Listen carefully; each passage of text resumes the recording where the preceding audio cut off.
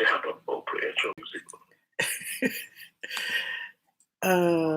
Hi, you guys. Share it on the Twitter. Let me share it on the Twitter. Let me share it on the Facebook. What's up, squad? What is up? What is up? Hold on a second. I'm sharing to social media. What are you wanting for, a little dog? Azils, can you put it? Well, I guess I can. Since I'm in here. Hi, squad. I'm in the live now. Oops. I didn't do that. Darn it. What's up, squad? Good afternoon. Good afternoon. What the fuck? Monique leaks Tyler Perry phone conversation. Audio. I want y'all to listen to it with me because I haven't really listened. I know some of y'all have, but basically following. Can I hang up because I can hear you, Kevin Hyde, Mister.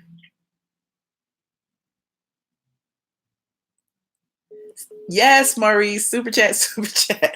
What is up, you guys? If you haven't already, visit straightfromtheA.com. There's several awesome articles, I must say so myself, on the site today.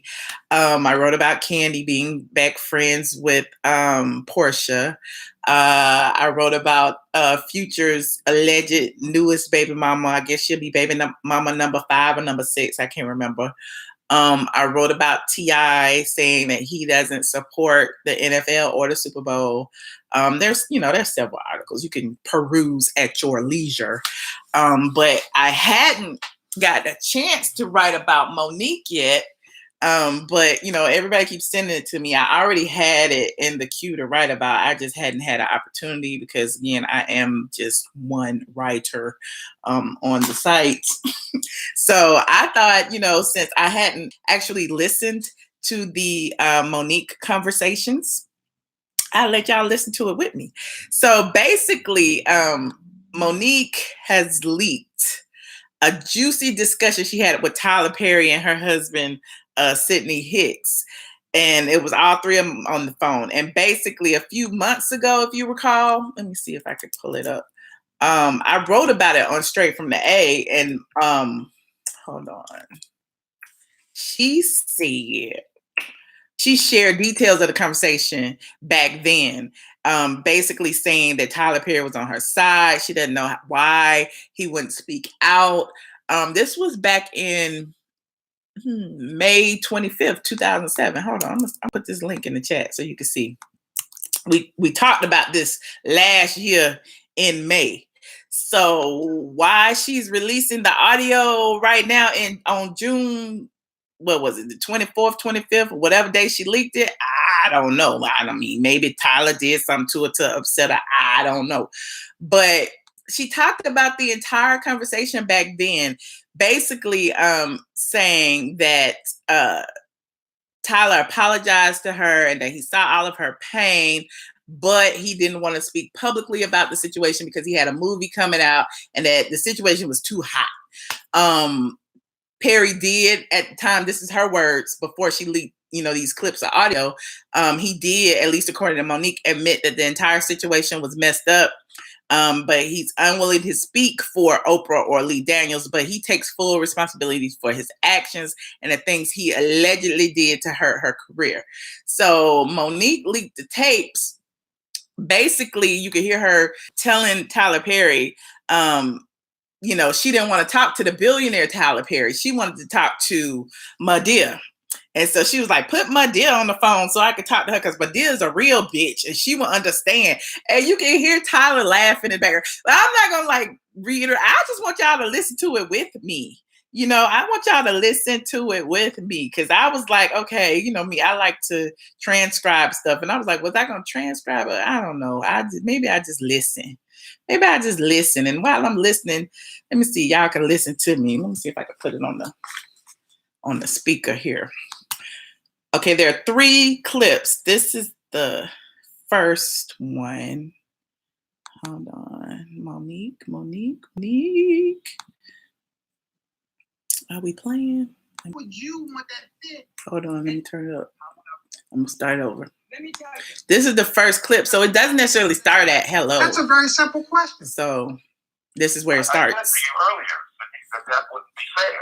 I would think that was fair. But what would you want to be done, sir? How would you want it fixed, Tyler? How would you want that fixed? And how would I want fixed? let me tell you. Let me tell you. Let me tell you. So that because I'm and my husband is that part of our team that he has the business conversations. I'm the part of the team that you saw May 13th on the stage. So what I would ask you is, because you're talking in Tyler Perry language, I would ask you to let Monique talk to Medea. Because when you start talking in Tyler Perry language, brother, you talk like you don't get it. Right, nigga. Right. You gotta laugh at it because you know.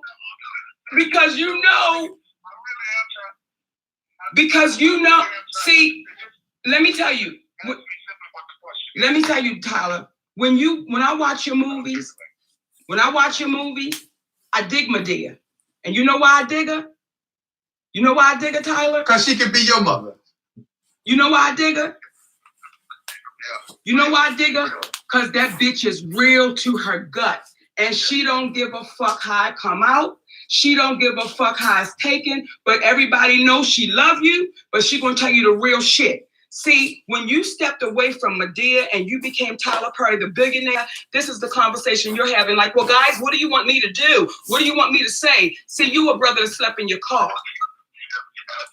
And you needed niggas to fight for you to get you up out the goddamn car. See, your mama that you love so dearly. See, this is when I know that the powers that be and everybody saying on the radio and everybody saying on the media, oh my God, it's Oprah and Tyler. They're the ones that can employ her. Why ever would she say it? Because I love them niggas. That's why I'm saying it. Because I'm tired of reading the stories 100 years from now where we had to go through this shit and we watch our brothers and sisters die and suffer in silence and in poverty, and we know they was right. So what I'm saying to you is, Medea, make Tyler's ass step his ass up.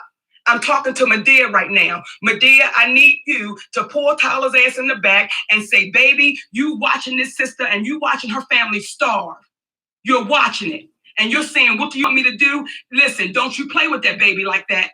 You know the shit y'all did was wrong to her. You gave them $400,000 to $500,000 to charity, and you know that bitch got $50,000. Where's my pistol, Brown? Where's my pistol? Because I need to shoot this nigga. Now, I'm not going to kill him. I'm going to shoot him in his ass to let him know Medea's mad as shit right now. See, that's why I'm talking to my brother. So I appreciate you calling me. I do. I appreciate you calling us. But when you call me, what you going to do? And find out whatever money is coming in from persons, and I'm gonna send that to you. I'm gonna send it over to you. Whatever it is, I'm sending it to you. Well, let me say this. Let me say this, and I want to talk again. I'm gonna write you a check on experience because no, hear me. Because this is the thing about this. And when we start talking about this one doing this and this one doing that, and black people doing this, black people doing that, what we need to understand about that is this: where we are right now and what we're trying to do. We got some opportunities that a lot of those people didn't have. So what I don't want you to feel one day, not one day, is that you were mistreated or that you were treated unfairly. Now, if that means that that's what I need to do, then you can do that. You do that. You take that and take it from a place of love. Let me tell you where I'm gonna take it from. I'm gonna take it from it's business, and I'm gonna take saying, listen, yo, this is what y'all was supposed to get. No, here's the thing, brother. Well, I don't know what you were supposed to get. Here's what we're saying is, when you say, I don't know what it's supposed to be, but I'm going to send you the check. Listen, not charity, brother.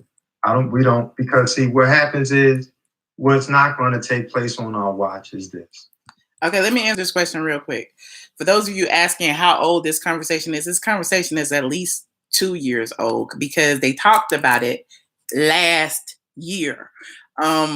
They actually talked about it when the whole before the Netflix situation came out, when she was talking about being blackballed in Hollywood.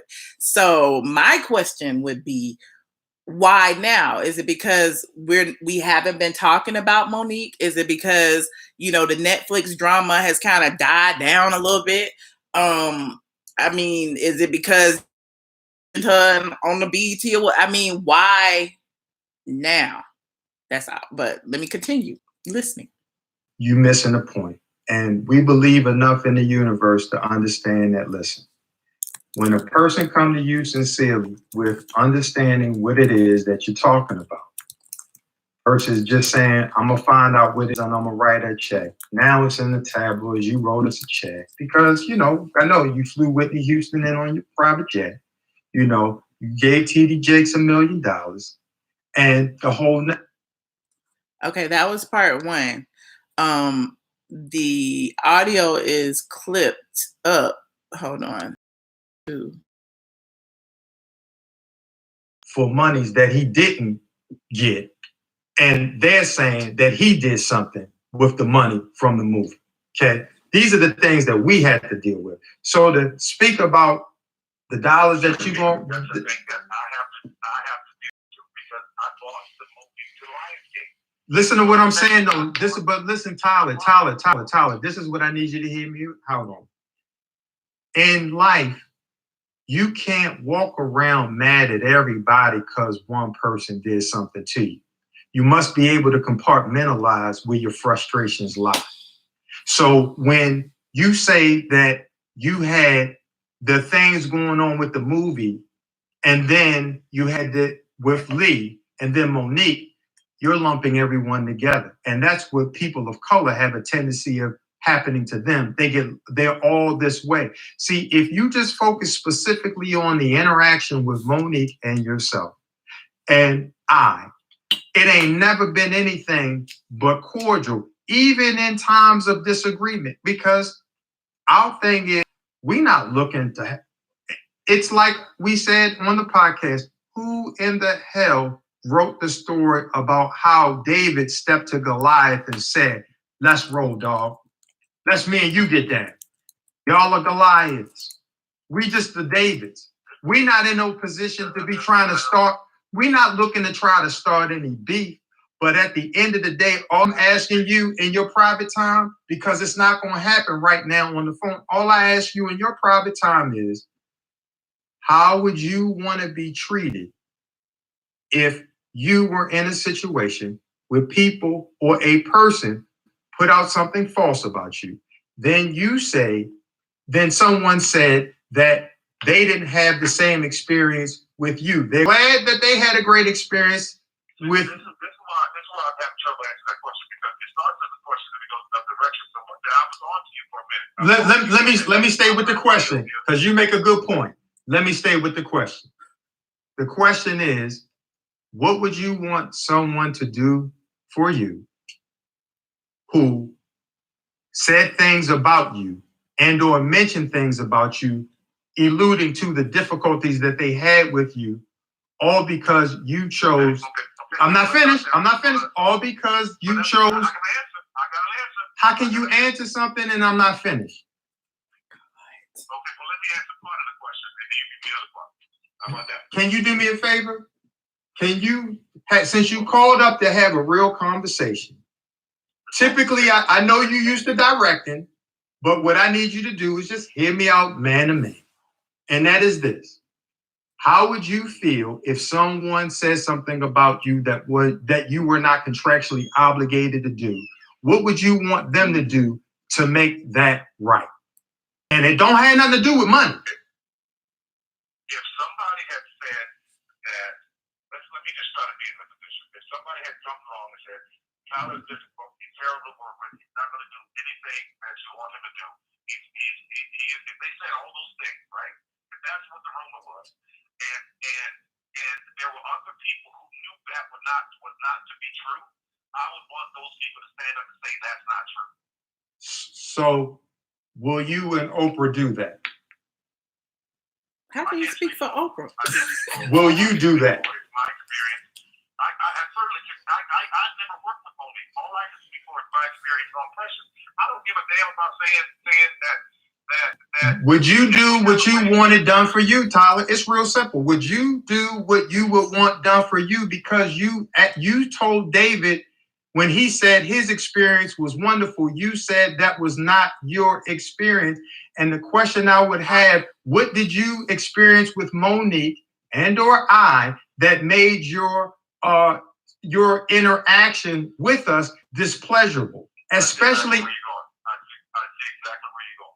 What made my interaction displeasurable is to have to try to navigate between Precious, Lee, Monique not wanting to do any national press about getting paid, having to navigate through all of that. That's where my problem was.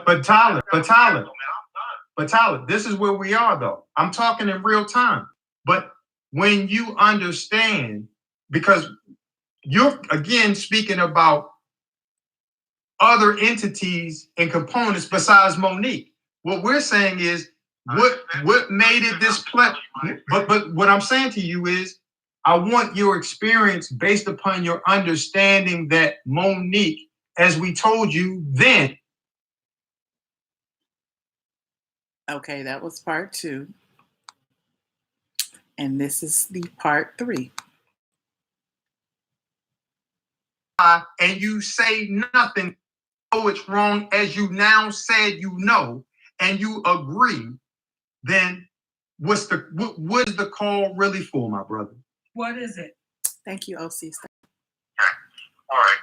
I'm going to say this because I spent way too much time here. I thought that this would be a free call that I could just call and say how I felt and to absolutely wish you the best.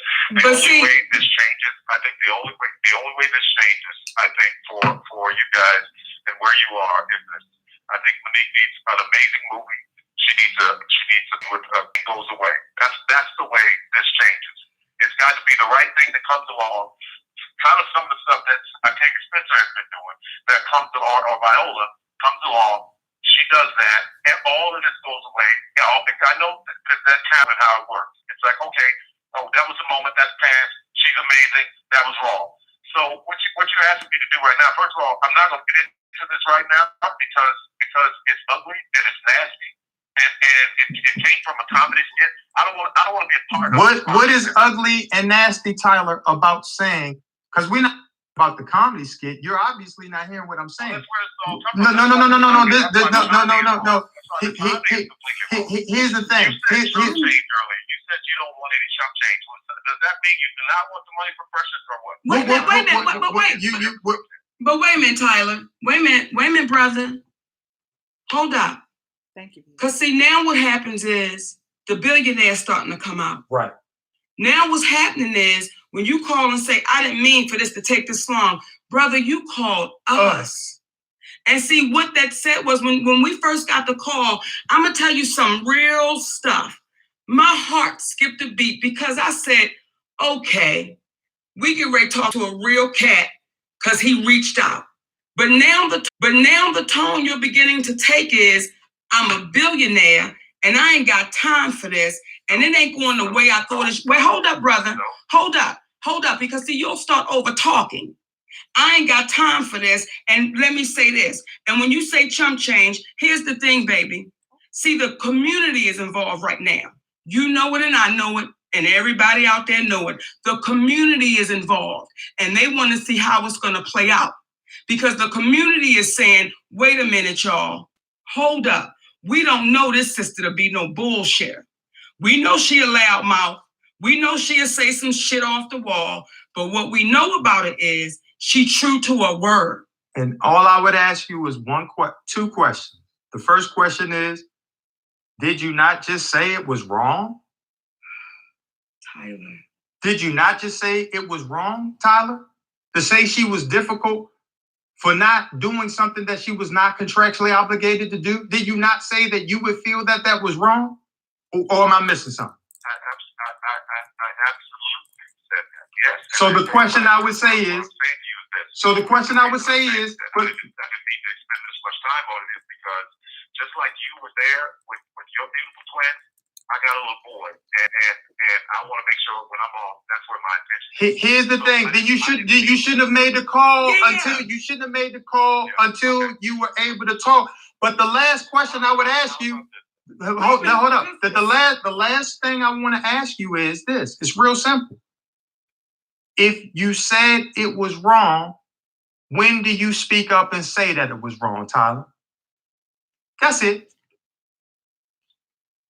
Okay, and that means telling my whole experience, which about how I feel about the whole thing. That means telling my whole experience. Whatever you which I don't do.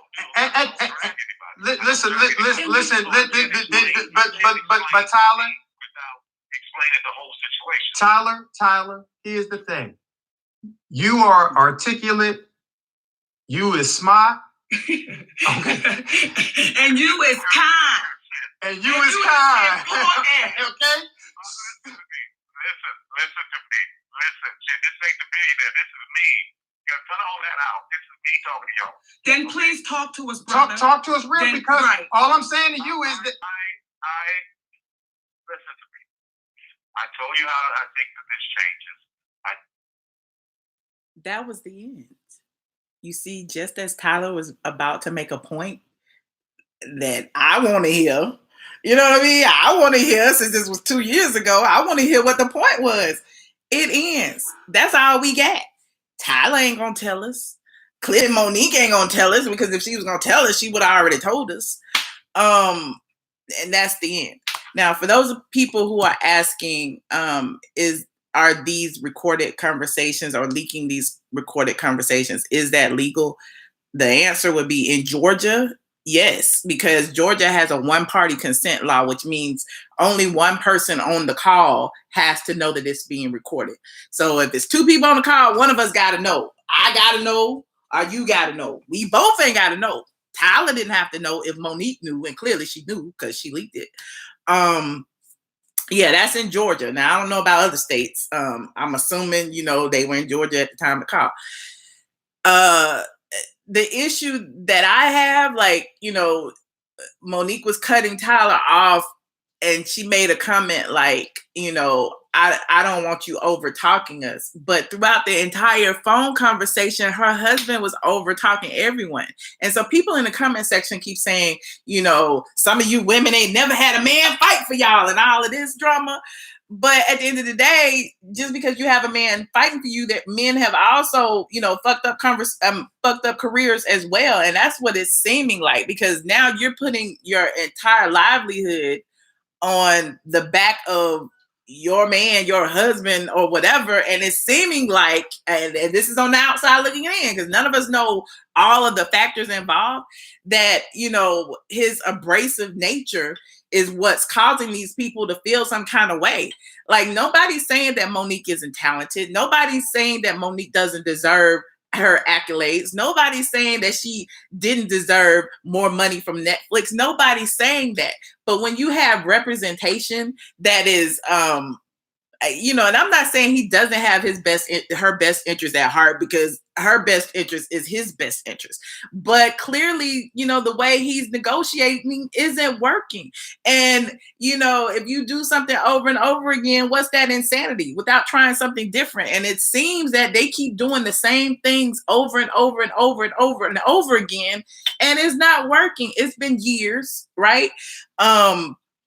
She's, claimed to have been blackballed since Precious. And how many years has that been?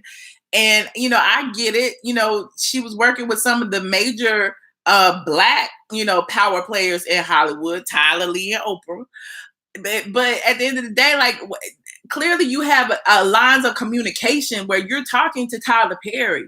Like, if you're talking to Tyler Perry, why not have accepted his offer of whatever money that he was trying to give you? And then you could have, maybe financed the greatest movie of all time that, he was saying that you needed to combat the situation. I don't know. Nobody knows the answers. I do believe there's some issues in Hollywood where, we are all discriminated against. It's a color barrier. It's a gender barrier. It's all of that. But, there's some other factors at play. Like, I mean, you can't deny that, if Monique's being loud and abrasive, that's fine. But I'm just like, your representation, it seems to be an issue with your representation. And that's just on the outside looking in. I should open up the phone lines, Daryl. Okay, let's open up the phone lines. I can open up the phone lines. I don't mind opening up the phone lines. Let me set it up. Hold on. The phone number will be the same. What's today? Let's say June. Okay. 347-514-7350. PIN number 429-8651. Let me call in. Please copy paste. Oops. Dang it. Now I gotta type it all over again. Hold on.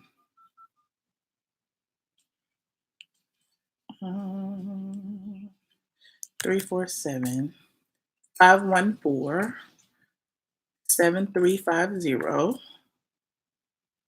And the PIN number is 429-8651. I'm trying to cut and paste and share the number, please. Let me connect to Bluetooth really quickly.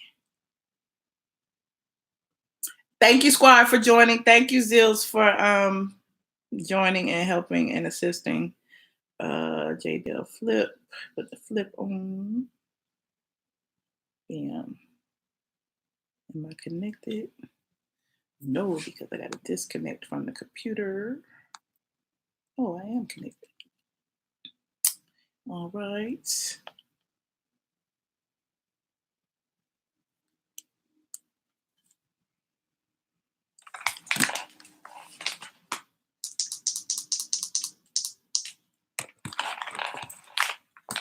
I can't hear. Oh, maybe because my phone is silent.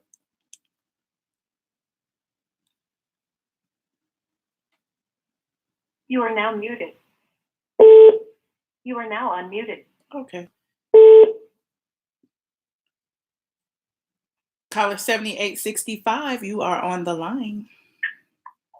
Hey, Michelle, this is Gerald. Hey, Gerald, how are you? Good. I got a whole lot to say. First of all, I think Monique is messy. Let me just say that. I think she's messy, and I'll even explain why she's messy when I get done saying what I got to say about this. But my thing is, I think Monique she's money hungry. She's greedy. She won't just take what's given to her. Yes, that may have been some kind of funny business as far as you not being paid all your coins, which is why I believe from the conversation, the reason Tyler Perry reached out to her. I think Tyler Perry wasn't reaching out to her to try to fix the relationship or fix, what we had going on personally as far as probably being friends.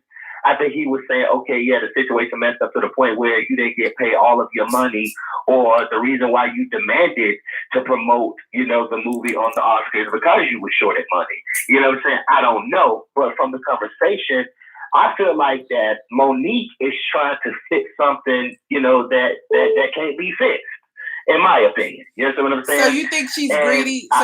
So you think she's greedy for asking or demanding what she's worth? You think that's being greedy? I mean, I feel like that. This is my opinion. I don't care what nobody else says. This is my opinion. I feel like that's what she got paid was what she agreed to. Okay. Am I wrong for that? No, you're not wrong. But she said that she agreed to a certain amount of payment, which was a low payment because it was an independent film, and then she decided not to, travel and do all that extra because that's not what she agreed to. And so after she didn't do all of that extra was when she got blackballed and became, labeled as hard to deal with. So is that fair to her? Right.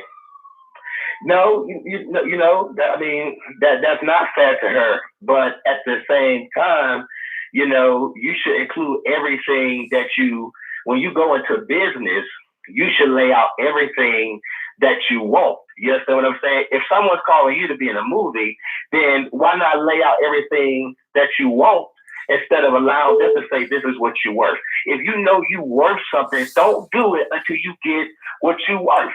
But I mean, if you're working on it, if you're Mhm. working on an independent film, there's no way, I guess, you would Right. know that that film is gonna, win all the accolades that Right. Precious did. So once it, became Right. a situation where they wanted her to promote in order to win, the Oscar, and she's Right. asking for more money or True. more travel issues and more situations like that, it's time to Right. renegotiate. And so for her, Right. True. attempting to ask for more money, they're looking at her like, you should be happy and glad that you were in this movie, Right. and now you're getting, this award, so are you, I Right. get her point, you know what I'm saying? But again, Right, I yeah, just don't yeah. see, I just feel like her husband, manager, whatever is, there's an issue there too. Not to say one is right and one is Yeah. wrong, but clearly, He's she rude. deserved more money. If she had to Right, travel with right. her family and all of that, she deserved more. But Right. I don't know. I don't Yeah, think she's I- money exactly. hungry for demanding, what she's worth. I don't agree with that part. Right, right. And yeah, you're right about that. I just feel like that, okay, from the conversation, the man is trying to pay you everything that you owe. That's what he said. He says everything that you owe, we'll give you the money for it. I mean, he admits, yeah, it was wrong. You know what I'm saying? So that's why I believe he's trying to fix it on everybody's behalf. He can't answer what Lee Daniels or what Oprah would do, blah, blah, blah. But I feel like that he's trying to fix it on everybody's behalf. And I feel like that just get what you owe and produce your own movie. You know what I'm saying? Get what you owe, get what he's trying to pay you, and produce your own movie. I mean, if you're trying to build a relationship or trying to continue to, make something work that's not going to work, then I feel like that you just go in circles and you really not getting what you want to get. And for her husband, I just feel like that. I mean, I believe the issue could have been fixed if Sidney would just be quiet sometimes. That's what I think. And I understand people say, well, your husband fight for you and stuff like that. But I just feel like that when you're dealing with certain people, there's a type of approach you should have. And I feel like that they don't have to give her what she's worth. Yeah. You know what I'm saying? They don't have to. I mean, if she feel like that they have to, they'll take them to court and let a judge decide. That's just my opinion. Okay. It's just my opinion. I appreciate it, Gerald. I appreciate it. I got the phone. Everybody might not agree with my opinion. That's just how I feel. Well, I appreciate you. I hear Love you, you. Michelle. I love you too. Yeah. Thank you for calling. Okay. All right. Okay. Bye. Caller 7850. Y'all be nice to Gerald. Caller 7850. You're on the line. Hey, Michelle, it's Robert. Hey, Robert. Best friend of my head. How you doing today? I'm good. I know. So let me just say that I think we have the same opinion about Monique. Like, I understand what she's saying. She was only paid $50,000 for Precious because she was helping out her friend, the director, Lee Daniels.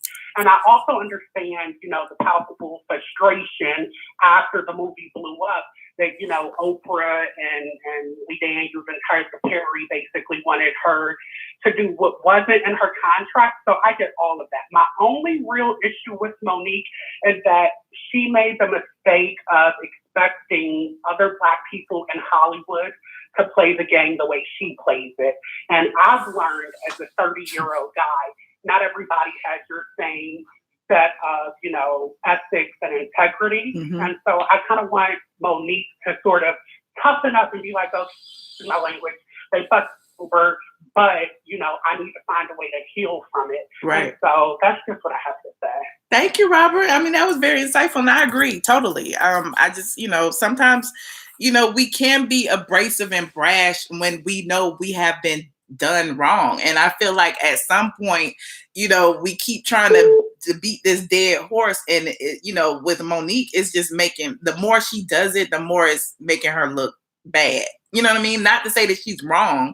It's just, I just feel like there's a way to go about things. And she needs to be a little bit more strategic in the battle. Play chess, not checkers. Exactly. And one last thing, Tyler Perry, whether you like him or not, he gave her some really good advice. I don't think she was in a position to take it to heart and realize it was good advice at the time. Right. Because she was stuck on clear my name. How are you saying that I was difficult? And if you listen to the audio, Tyler Perry wasn't saying Monique was difficult. Mm-hmm. He was saying the situation was difficult. Mm-hmm. And Monique is stuck on the elementary, well, say Monique wasn't difficult, but the, white boys at Lionsgate were difficult. Right. Or Oprah was difficult, or Tyler, or, Lee Daniels was difficult. And so oh, I'm sorry. Go ahead. I'm sorry to interrupt you. No, go ahead. What were you gonna say? I was just feeling like, and she's in her attempt to force Tyler to say something. It's almost like she wants him to ruin his relationships for her. You know what I mean? Because he was like, I got other things going. Like, I can't speak out against Oprah and Lee when I'm working with them on this. Like, I'm helping you in this regard, but I can't burn all my bridges for you. You know what I mean? Like that. That's asking a bit much of him. And I think one last thing, I think that Monique and Sidney should have had a clear plan and been able to execute what they wanted from Tyler Perry. Mm-hmm. As you noticed, it was clear my name. Well, what does clear my name mean? Mm-hmm. Does it mean go on BET and give an interview saying Monique is lovely? Does it mean going on CNN and saying, It's not fair to act, so, Well, I'm going to let you go to somebody named Golden Goods is like 2-minute calls, gosh. So I should stay on for 15 minutes just to make her mad, but I'm not. This is my platform. If I want to talk to you longer than 2 minutes, I will talk to you for longer than 2 minutes.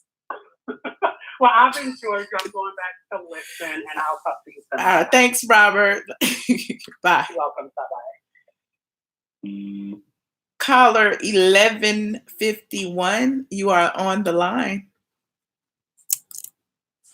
Hello. Hello. Hey, how are you? Hey, all right. I've been watching your show and I really like you. I just want to say that. Oh, thank you. That's it? You don't want to talk about money? I'm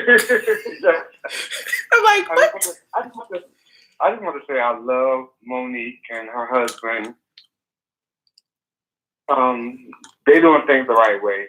So you feel like them leaking this phone conversation at least a year or two after it happened, when they talked about it last year, and now here we are a year later? No.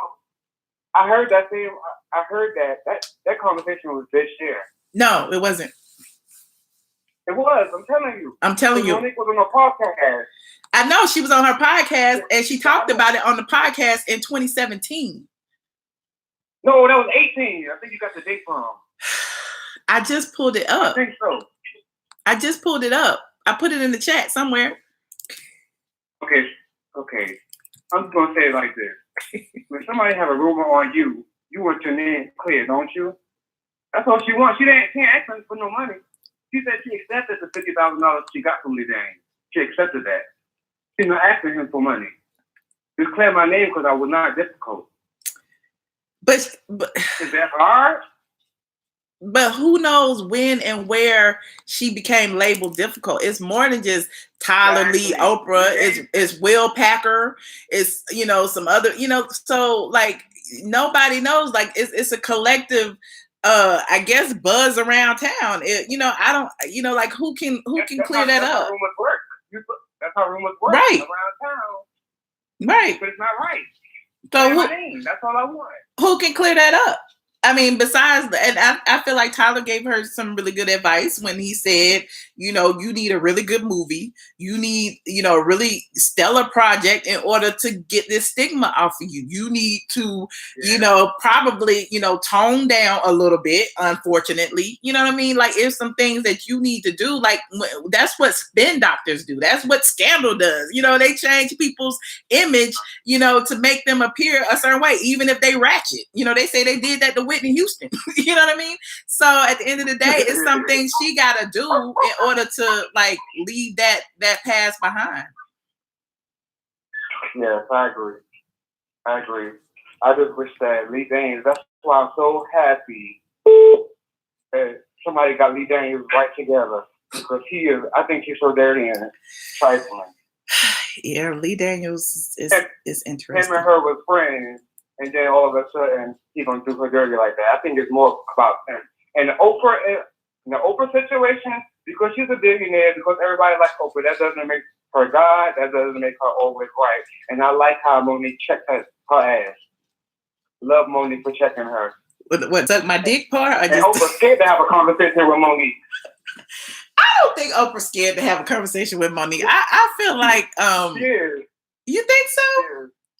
Oh, I think so. Monique would get her ass right together. No, I think Oprah can handle Monique. So, we're supposed to be friends, and I'm telling you all my secrets, and you're telling me all your secrets, but you're going to have my parents on your show? That was so foul. And I understand, Monique, where you're coming from. I understand why Monique is hurt. Yeah, my damn drunk daddy and my damn drunk mama on the But show. here's the thing. I understand why Monique is hurt, but Oprah that was her business. That is the things that she does. So did she owe Monique that? But they had a friendship. Did they have a friendship? Yeah. How do you know that? How do you know that? They were just peers. They were peers.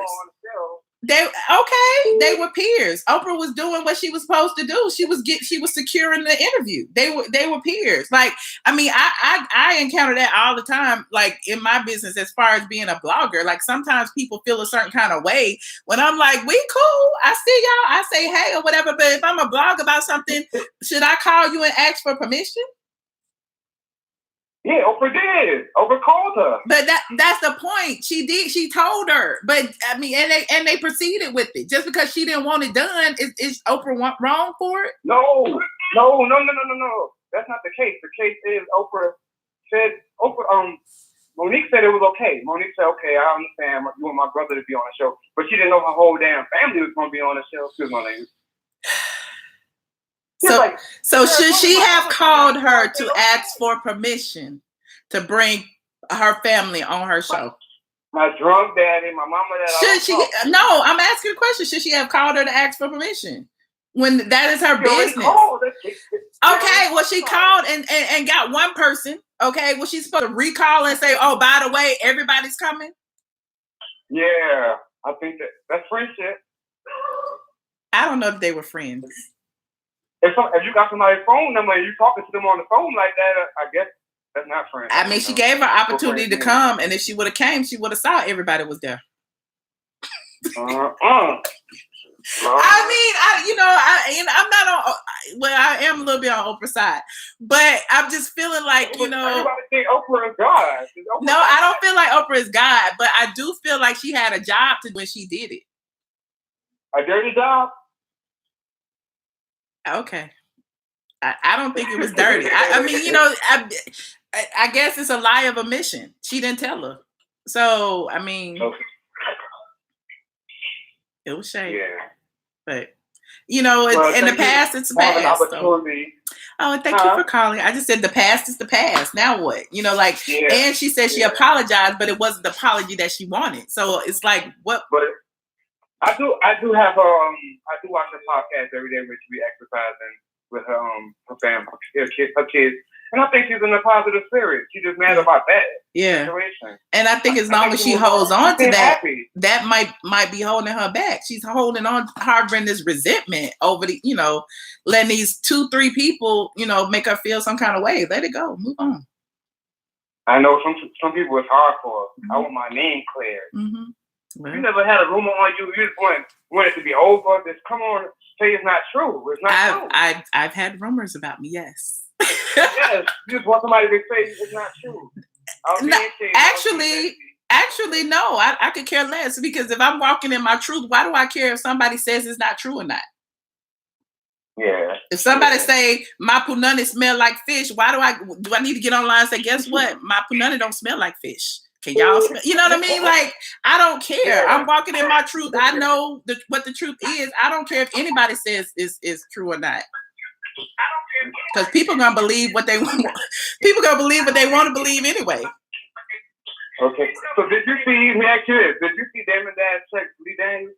I was just reading that as I was playing the call. I haven't seen the video yet. Yeah. Finally, somebody checked me behind. Well, I'll watch that next. That'll be the next live stream. Y'all gonna say he's wrong for that?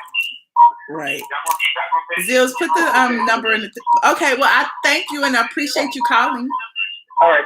Thank you. Thank you for everything. All right. Bye bye.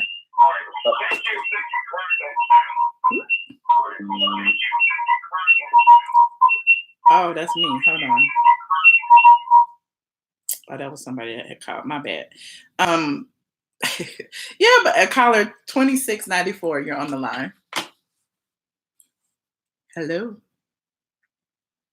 Hello. 2694. 2694. Okay. I'm moving on. What did you say? Why do you think Monique hasn't started her own film company? I don't know the answer to that. You'll have to ask her. Maybe she doesn't have the means. Maybe, I don't know. Who knows? Maybe she feels like, she wouldn't be able to get far because of the blackballing or the alleged blackball, whatever she feels. Call us 0950. Hey, Michelle. Hey. How are you? Good. How are you today? Good. This is Monica.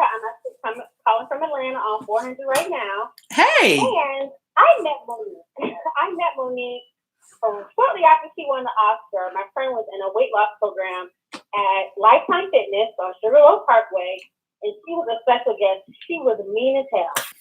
The whole staff said she was difficult. The staff there said that she was mean all the time, treated people like dirt.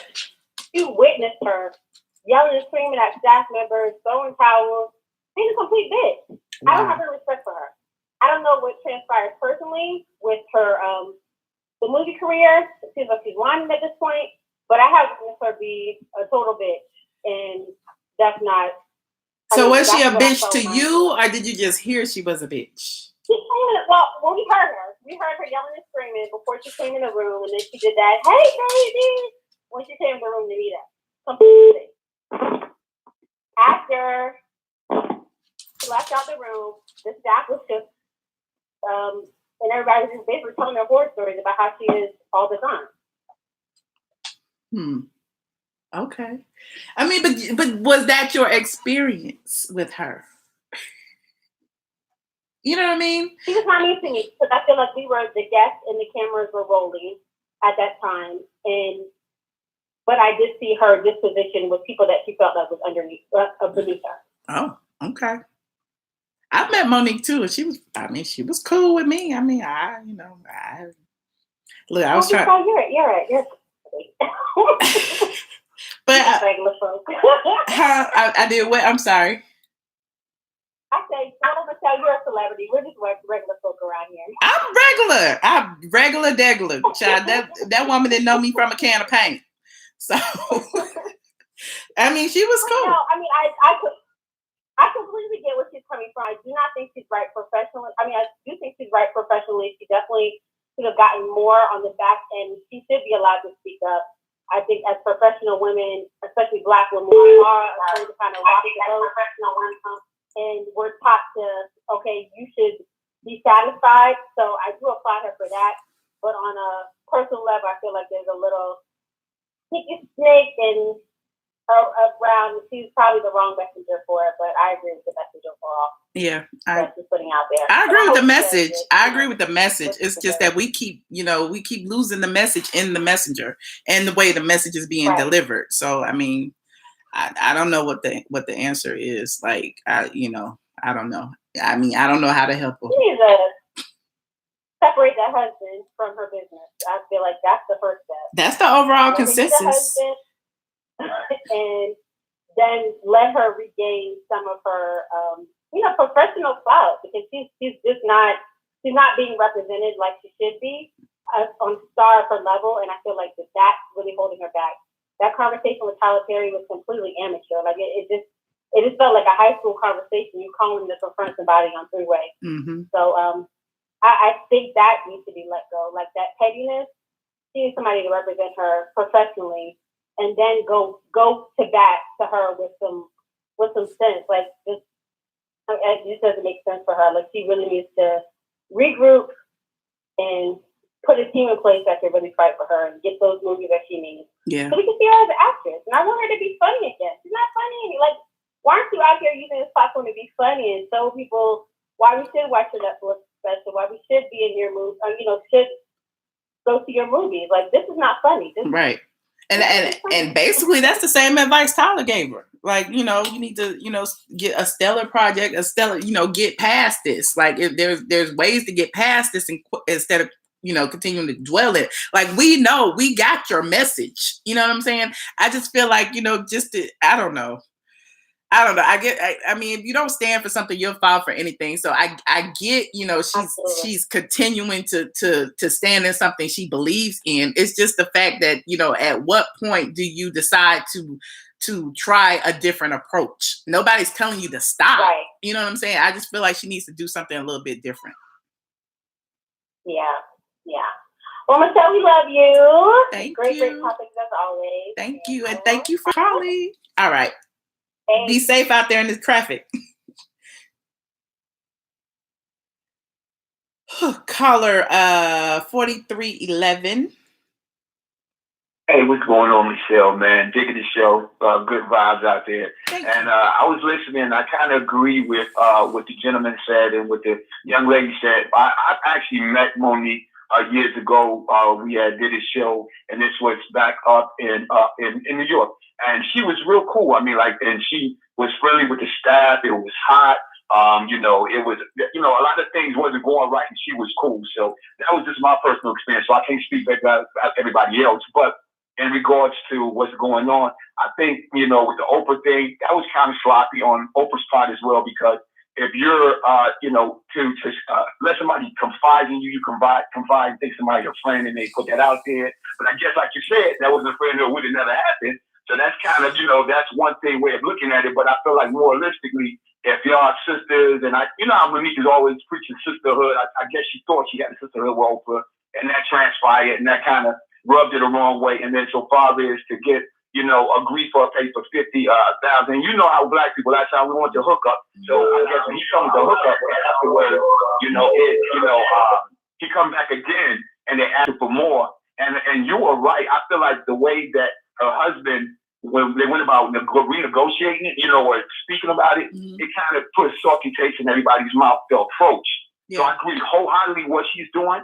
I agree with what her message is, but like I agree with what you're saying so far, it's all in the approach. You get more bees with honey than you do out there, kind of sounding bitter. Even if she wasn't bitter or didn't mean to come off bitter, it transcends that way because of the media. In media, that people can transfer any little thing, and it's just like court of law. Anything you say can and will be held against you. Right. So I feel like if you just, come up with people right, and, kill, and I think if she would have just been like the Monique everybody knew and loved, knew it from the beginning, and showed that sweet side, everything would have been a lot different. Right. But when you come off and you're mad, but I think, once again, we forget that they're human. So who knows what we said behind closed doors, what type of argument transcended, before media, because, you got that one take on media, then you got the take that comes out. So we only see what's in the press or what happened. We don't know what happened behind closed doors or what was said. Right. So I'm not going to say anything on Monique's behalf or Oprah's behalf or Tyler Perry. I don't know what transcended, amongst all of them, but I just know that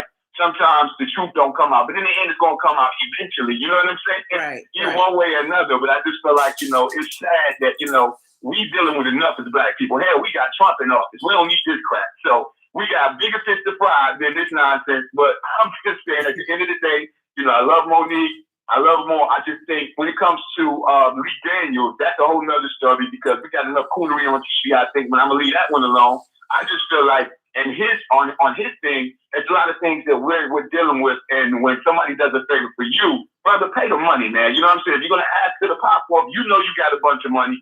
He should drop her some little coin, and I think she would have been cool, and all this could have been avoided.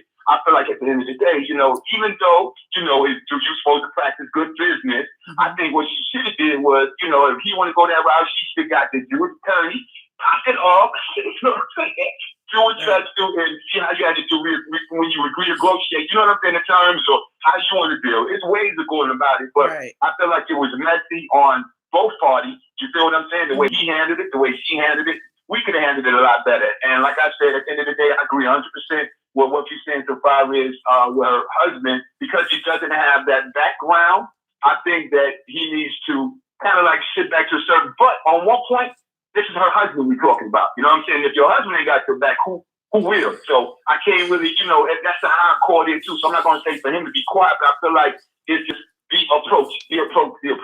Yeah. What you feel? I feel like it's the approach, and you're right. Her husband would be the one who would have her back the most, but there's also a level of emotion that's involved that's probably, you know, making him more abrasive and making the situation a little bit more explosive than it should be. And he's witnessing people doing him wrong. You know what I mean? So if he feel like, yo, you're disrespecting, well, you know how we is the far boo thing. If it was your boo thing or my girl, of course I'm gonna go to bat. Yeah, but that's why I don't want my boo thing going. And wife do. But I think at the same point, Thomas, how once again, it's how you do it. She has, I think she should be like, yo, baby, this is a Hollywood game. You know what time it is, so you know they're gonna come like this. So don't get offensive. I got this boo, and then she should have took it. You know what I'm saying? From that point, but as so far as I think that like when it comes to what Lee Daniels did and so far as with Oprah with her mother, that's still kind of low blow because that's your mom. Your mom's your family, especially when you ain't speak to your mom in X amount of years, and then your brother was raping you, and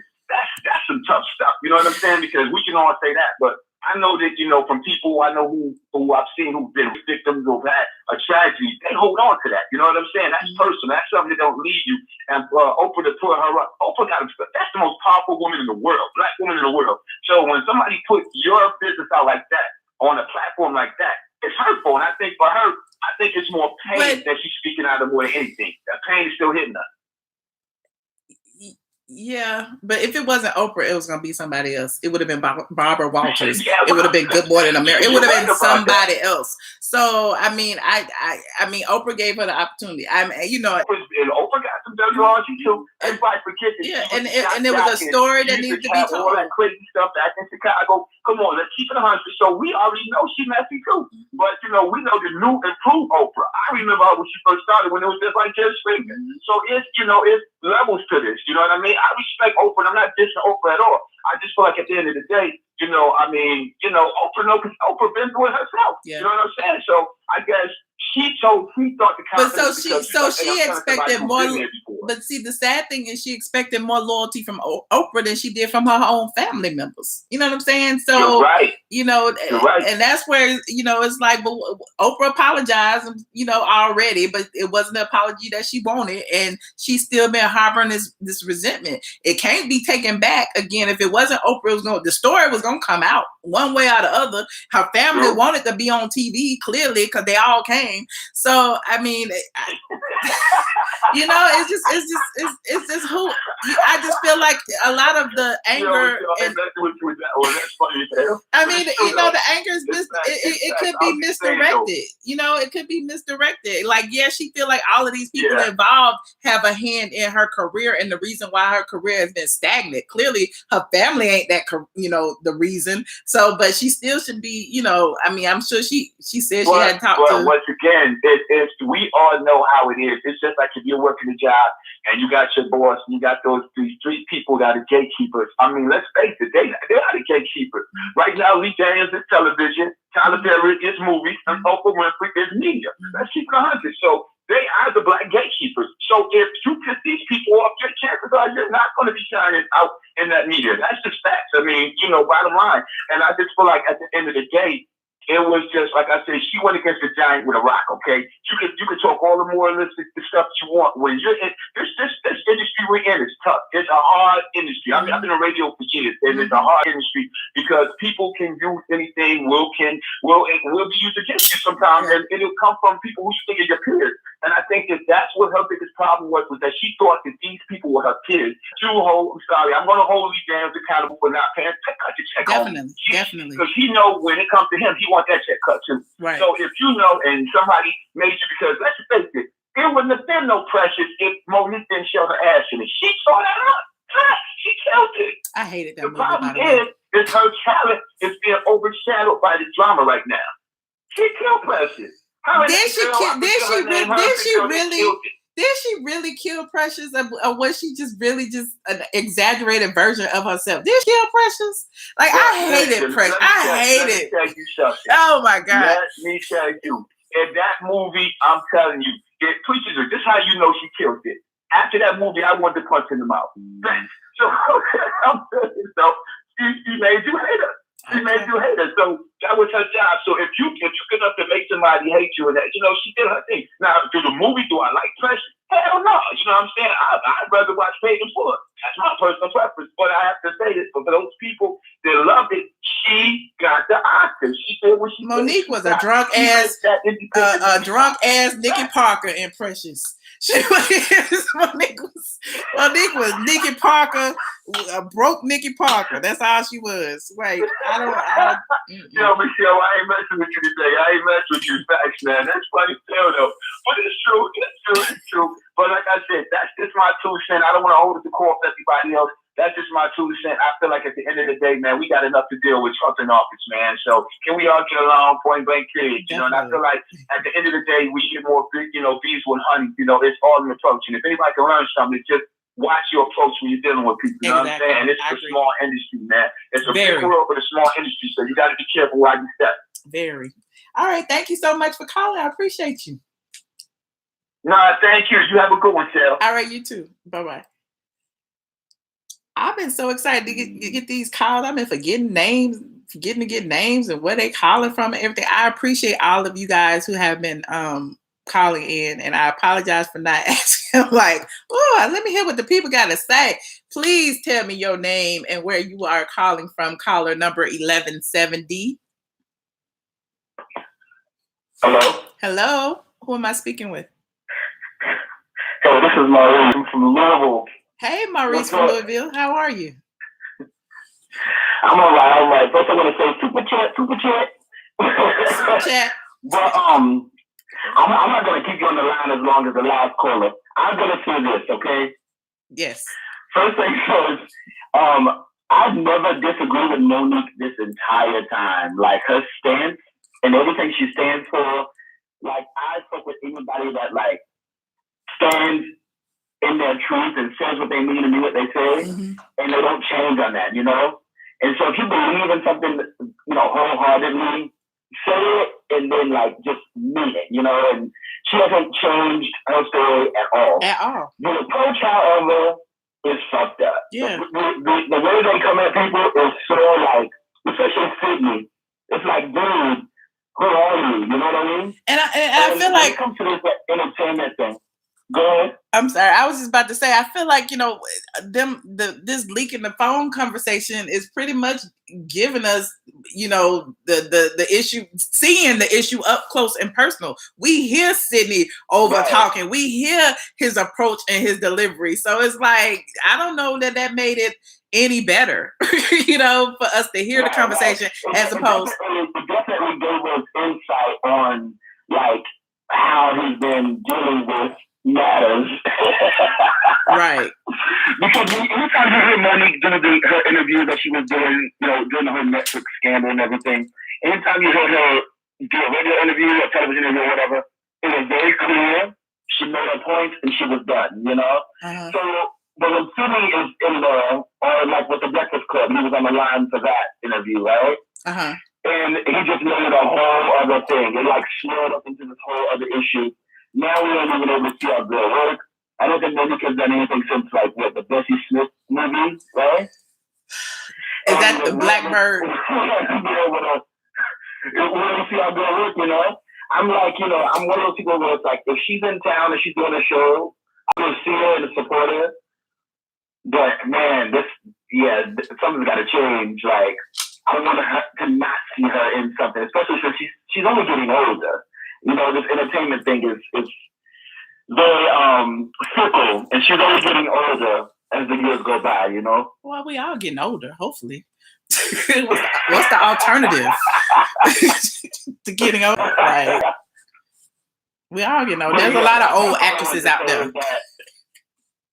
Yeah, I just want to say, you know, she hasn't changed her story at all, and I'm with her for that. But yeah, that's Sidney. That's the motherfucker. That's the issue. All right, we all agree on that part. Well, thank you so much for calling. I know, right? What's up, Biggie? Yes, Biggie over there lounging, honey. He's lounging in the chair, waiting for me. I saw somebody asking the chat. They said, "What color you gonna make Biggie's ears for this next?" I'm thinking about purple. Purple So if I don't or ask that, green? there you go. That's your answer. Right. Thank you, Michelle. All Thanks right. for all the content. All We'll right. keep it Thank up. you. Bye-bye. Thank you. Whew. Okay, hold on. Oh, it's a lot of calls in here. Y'all are really calling today. What y'all off work? Y'all off work. I'm still on work. I was waiting on the traffic to die down. The traffic is insane. Caller 1228. Hello. Hello. Hi. Hey, Michelle. Hey, who am I speaking with? Dwayne from OC, Orange County. Yes, Dwayne. How are you? Doing good. So what do you think about I had this a few situation? things to say. I see you guys are dogging Monique out here, and it's not cool. Who's But dogging I Monique? just have an opinion about everything. Okay. Since Monique, you guys have so much to say about Monique. Monique is the only Black actress who has won an Oscar since this whole ordeal. It's been 10 years, but she's been the only actress in Hollywood to be nominated and win Oscar. Did she mess it up for everybody? Let me stop. No. That's what I'm saying. It's like, why shouldn't she get everything that she deserves? I mean, she should get $10 million a movie. She should make $10 million a movie. She should get $20 million if she does any Netflix deal. Is Halle Berry making $10 million a movie? Halle Berry played the same. Halle Berry is not worth shit. But she won one too. She won one too. She playing the same character in every movie. She is the distraught mother whose son is kidnapped in every movie. She's been in about 3 movies with the same story. She getting $10 million per movie. And okay. It's funny you say that, Michelle, because Monique, granted, Precious is her last role that the commercial people know about. But since you're talking about variety, she did the Bessie Smith movie. That's a complete different role from the Precious role. And she also was nominated for that role as well, a Golden Globe for that role with Queen Latifah. Okay. So Monique is a stellar award winner. Every movie she does that's where she actually has to get some acting credibility, she gets nominated for it. So she can't be too blacklisted where Queen Latifah went out the way to get her that role. Queen Latifah made sure that she said Monique was perfect for that role. She didn't have no problems with what Lee Daniels was talking about. And if we really want to talk about Lee Daniels, Star is falling in the ratings. Empire is falling in the ratings. Nobody really watches Empire anymore. I don't watch either one. Lee Daniels doesn't even write anything on Empire anymore. He doesn't write for none of those shows. That's what I'm saying. Ryan Murphy is a better person. Even though he's white, Ryan Murphy does more for the Black people than Lee Daniels. Yeah. Look at Angela Bassett from all the Ryan Murphy creations. American Horror Story. Yeah, I love American Horror Story. 911. Yeah. That's what I'm saying. He does more for Black actors, and also the new movie, the new show Pose. Ryan Murphy did that too, but you wouldn't think it because he's white. Lee Daniels don't do no shit like that. F Lee Daniels. And what about Oprah? Oprah hasn't done too much of anything. The last movie that she did flopped at the box office. What was that? With Reese Witherspoon? Thank you. Nobody can even remember. Once upon a time or something. All these people up. Y'all blowing up all these people just to make Monique feel bad, and Monique is still doing better than those people. Why they have to worry about all they flops at the box office? Why they have to worry about doing the same roles over and over again? Monique is still making strides. Monique is still out there making credible things. The last movie still was with Queen Latifah, Gabrielle Union. I can't remember the other guy. The Christmas with Will Packer. Yes, she's still doing credible movies. She's just not picking up any role for a buck. Actors don't get into the business for. I'm in LA. Actors are not getting the business for money. Maybe in the music business, but actors get it for the roles. And I can see that in Monique. And every role that she's done after Precious are still great roles that you're going to remember 10, 15 years from now.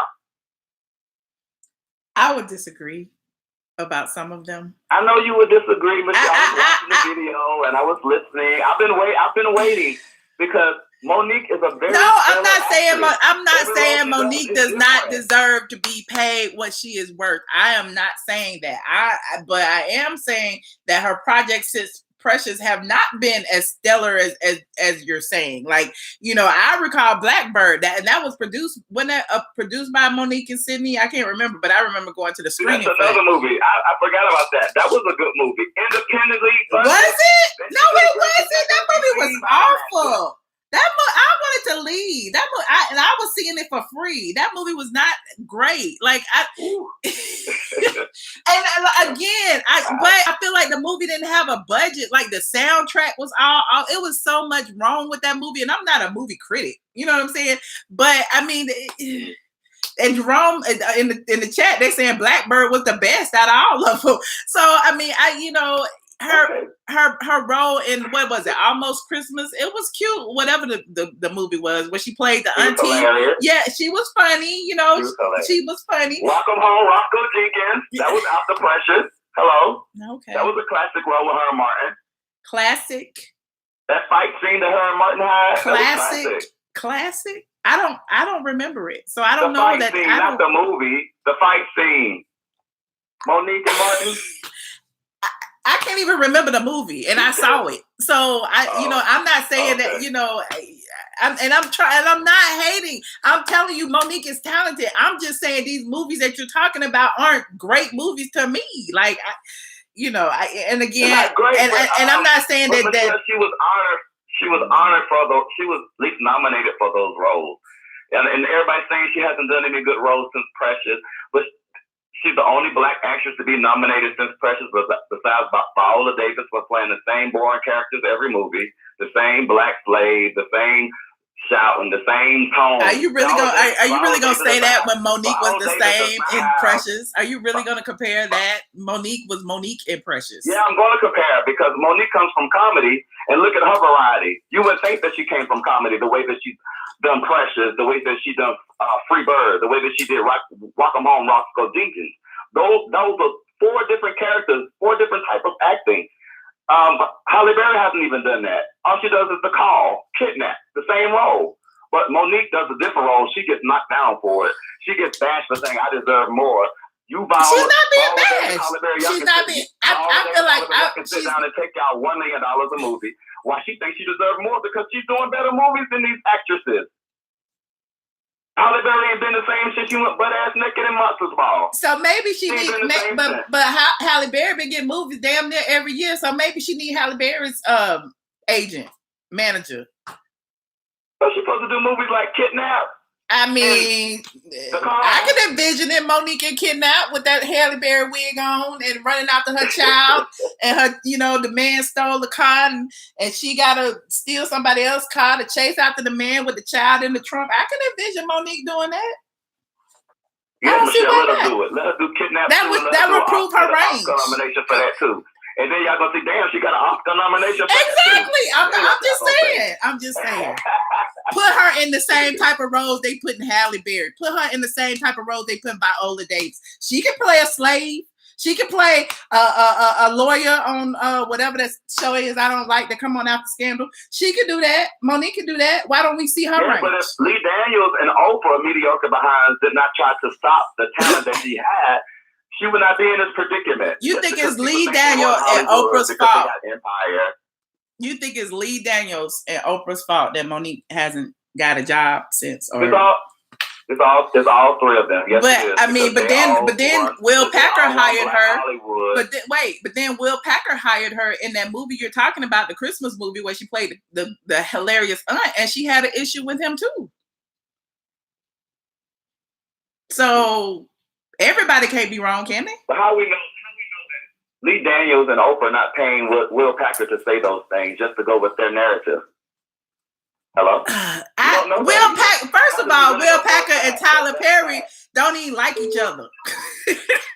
Will Packer and Tyler Perry been bumping heads for years because Tyler Perry wouldn't let Will Packer film on at Tyler Perry Studios. And I remember because I was clowning Will Packer when I was standing in front of Tyler Perry Studios when it was burning. And I'm like, Will Packer, did you do this? And he hit me up on Twitter like, nah, it wasn't me this time. So, I've known Will Packer for a while. Like, I just blame Will Packer though. Look at Will Packer movies and look at Tyler Perry movies. Will Packer movies. Will Packer is a boss when it comes to these Black centric movies. Are you kidding me? All the movies that he's done with Kevin Hart. I'll have to do a Will Packer movie than Tyler Perry.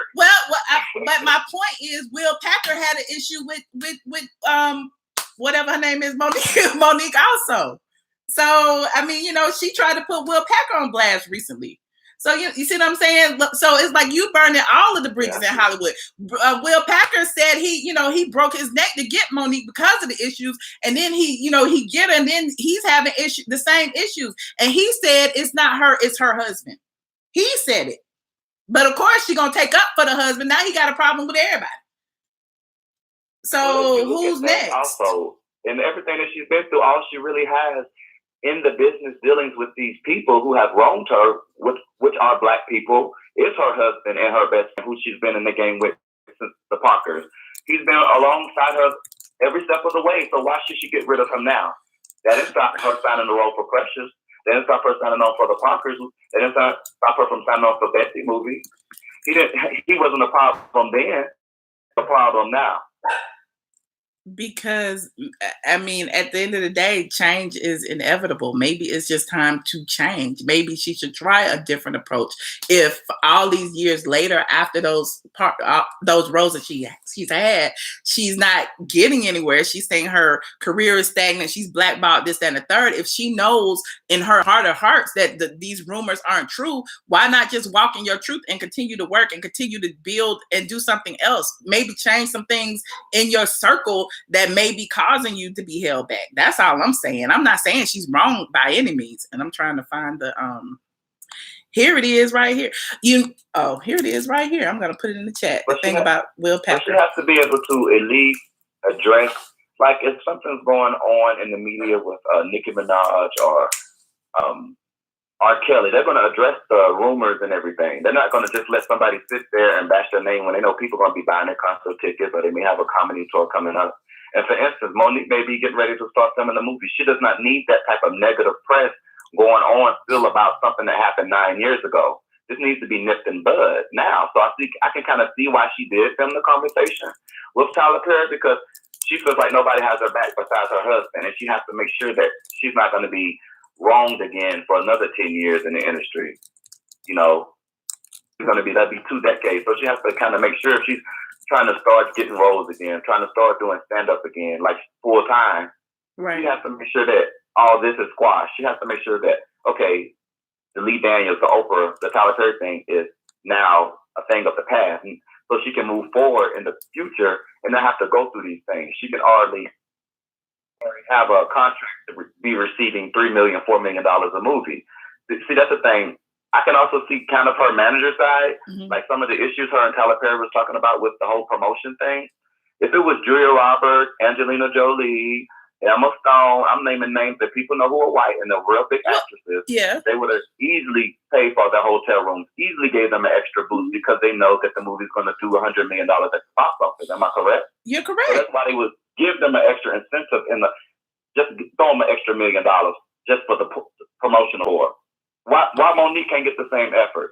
They already had before the movie was even released. We know there's a discrepancy in Black Hollywood. We know there's a discrepancy in corporate America when it comes to Black people, women versus Caucasian workers. You know, we know that.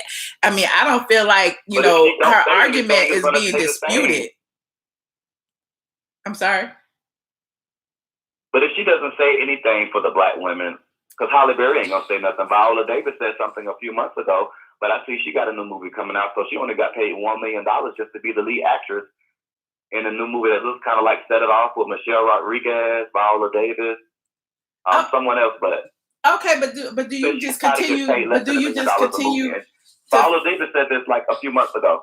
I know she did, and my point being, do you continue to fall on the knife and not eat at all, or do you continue to do great work and let your work speak for itself and continue to get paid? Like, we already know that life is unfair, and some things, we can't control. You know what I'm saying? Like, we can continue to protest about it, but at the end of the day, we still have to work and we still have to eat. She talked about it herself when she was talking about Hattie, when she was playing a maid, and she talked about those stories. So then they weren't getting paid anything. So now it's like, yeah, a lot of actresses still aren't getting paid what they're worth, but there are protests. People have heard you, but what can we do? What can anybody do? Stop working? Don't eat because you're not getting paid? Well, you can't stop eating, can't stop working, but that's the point. That's the point. Sometimes. I'm sorry. Go ahead. Someone important, like who has the control, like Lee Daniels and Oprah and Tyler Perry, but I really don't see the power that Tyler Perry could have, because you really don't have to have too much of acting chops to be casted in his leading roles in his movies. Packer, he gets like the biggest black actresses of the moment, like a Gabrielle Union. But then they're really not on the same level as a Spike Lee or John Singleton movie where you're really going to get a real story arc. So it's really hard to say what these actresses deserve these days. Because like someone like Taraji P. Henson, she should be getting paid $5 million a movie. She should be making $5 million every season of Empire, but she's not getting that. Nene Leakes makes $2 million for 3 months of filming The Real Housewives of Atlanta. She's making more than Halle Berry. She's making more than Monique on anything that she does. Monique doesn't make $2 million a movie, but Nene does. That's what I'm saying. Things have changed. Right. Well, they totally devalued the black actress at all costs. That movie just came out with Gabrielle Union. I wonder how much she got paid for breaking in. I'm sure it was less than $1 million for that role. Probably. But she's going to take that because, hell, it's $1 million, you know? Mm-hmm. But Gabrielle Union's been acting since Bring It On or something. But that's like that, the point. Right? So do she you... should be making at least $8 million a movie. She should be. She should be. But hierarchy to this shit. But you can't... So what do you do? What do you do? Just not do anything or accumulate a body of work that would demand it? All the you know what I'm saying? Hollywood, Jada Pinkett to Halle Berry, they all have to come together and they all have to go and change this shit together. That's the only way it's going to change. Where they demand, I think it's the Screen Actors Guild, where they demand for the black actresses in Hollywood to get paid more. Regina Hall, Queen Latifah, Monique, all of them have to join together. That's the only way things are going to change in Hollywood. So we can hear somebody come out, Jada Pinkett come out on her table talk next week and say, oh, I don't get paid this or I don't get paid that. But you can talk about it, Jada, and bring it up in the topic, but the bringing up the topic is not going to change it. Mm-hmm. Because Monique's still talking about it 10 years later, where she couldn't get paid for promotion. But Julia Roberts would get paid for her promotion if it wasn't part of the contract. Mm-hmm. Emma Stone would get paid for her promotion. You're right. Kate Hudson, all of those white actresses would. Mm-hmm. Because, be honest, Hollywood is controlled by Jews, and they're white. So it's going to be easier for them to give the money to the white people when all the white movies do good overseas. You know, they do good overseas. All the black movies don't do good overseas because they're not marketed. They don't put the money behind it. So they're going, oh, maybe this is why they doesn't deserve this much money. Y'all not giving them a chance. Y'all give Denzel a chance. He makes $20 million a movie. Why can't y'all give the same black actress a chance? Just like you give Denzel. Denzel makes $20 million a movie. He deserves it. All his movies make over $100 million at the box office. Mm-hmm. But y'all don't. Girls Trip. After Girls Trip, Queen Latifah, Jada Pinkett, Tiffany Haddish, all of them should be getting paid $5 to $8 million a movie now. That movie made $123 million at the box office. It did. That's what I'm saying. After those type of things should be making history and making changes for the black women when things like that happen. The first black movie by all black female cast to go over $100 million at box office without, that's a stride in itself. Black Panther, the biggest movie of all time almost, is number 3 domestically. You're making all of them should be having new contracts. You're making very valid points, but they were saying in the chat, Hollywood is ran by Caucasian. White men are in power. I know it's run by Jews, but they say it's run by Jews, but do you really have to sell your soul to the Jews to be successful? So what are you going to do? Start your own? So what? You want to make us a modern day slave? So are you going to? All black people want to be a slave just to be successful, and they have talent. No. I'm saying is, if you choose to work for them, what are you going to do? Start your own Hollywood? Start your own platforms? And that's what I feel like Tyler Perry, Lee Daniels, Will Packer, Spike Lee, John Singleton, all of those people are doing that. So, I mean, again, it's got to start on the small scale. It's not going to, I just don't see anybody forcing Hollywood to pay people. Let's go back to the 1990s. We had Juice. We had Set It Off. We had Boys in the Hood. We had Friday. What's the excuse now? Where they at now? We have all that. We had Takers. We had Think Like a Man. We had Girls Trip. We have all of that. What are you saying? But those movies are not as good or even close to the Boys in the Hood. Let you tell it. It was a different time. Those are different. Those movies were made in a different time and about those things that were going on then, and the same thing that's happening now. So missing for black people. That's what's missing for the black people, Michelle. Those type of roles, like Poetic Justice. You see how Janet Jackson had her hair. Every girl was doing the braids after that. Those type of roles are what's missing for the black women. Like set it off. They don't have that no more. We had girls trip, but look what happened after girls trip. They made their $100 million, and where they at? They ain't did a movie since. That not Jada Pickett. Not That she was sitting just down like at a that red was just couch. last She's sitting summer. on a damn movie set. Come on.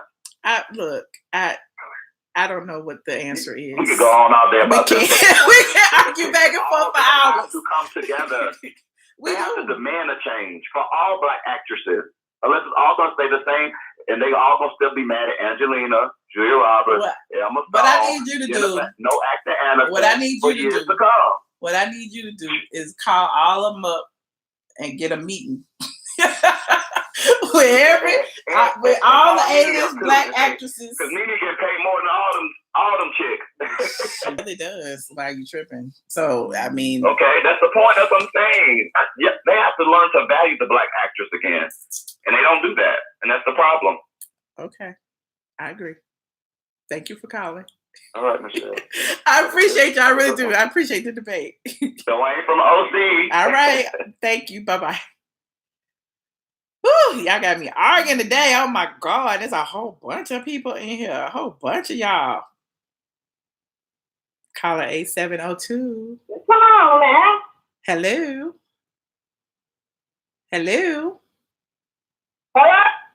Hello. Is that me? Yes, caller 8702. Hello? Hi. Where are you calling from? Who am I speaking with? Hello. Hello? Hi. Is that me? Yes, that's you. Turn That's your me. That's Okay, you. I'm sorry. turn your computer down. The last caller. I mean, the last caller. Give him he had his point. But let's go back. If Monique was doing all this for black women, doing this, why she didn't start at the beginning of her career?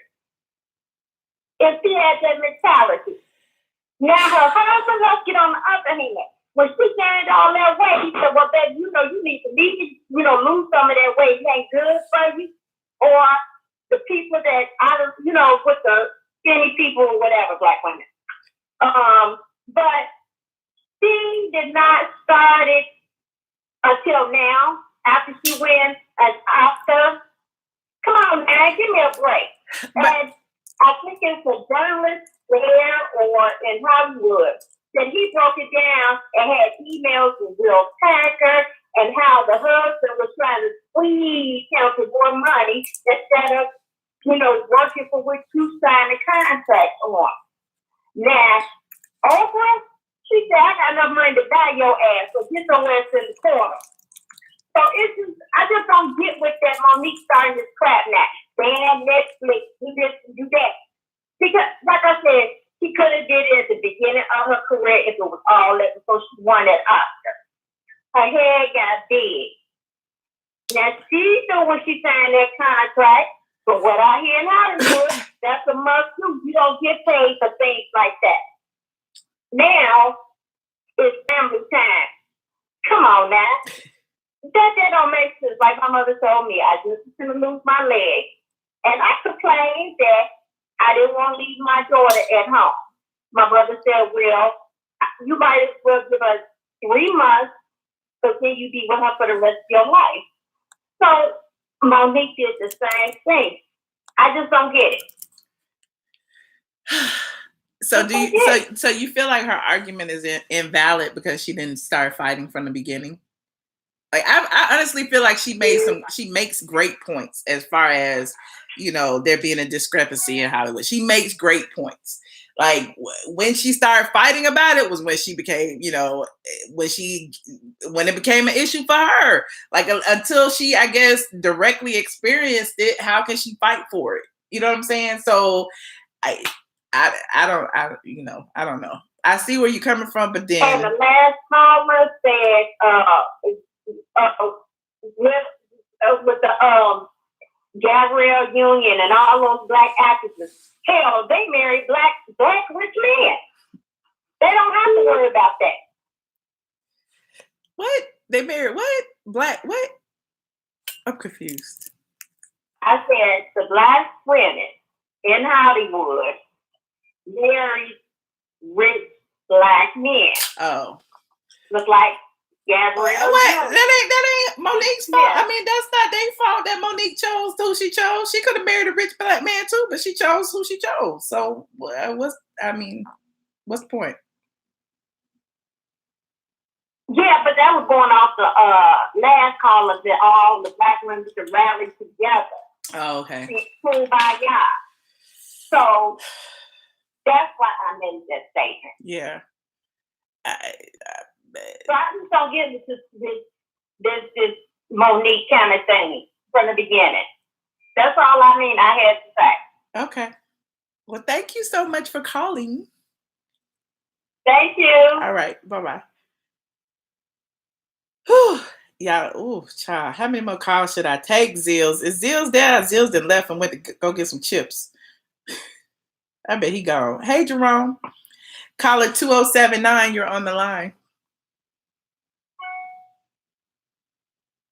Hello? Maybe not. Hey, Michelle. Hey. How are you? Who am I speaking with?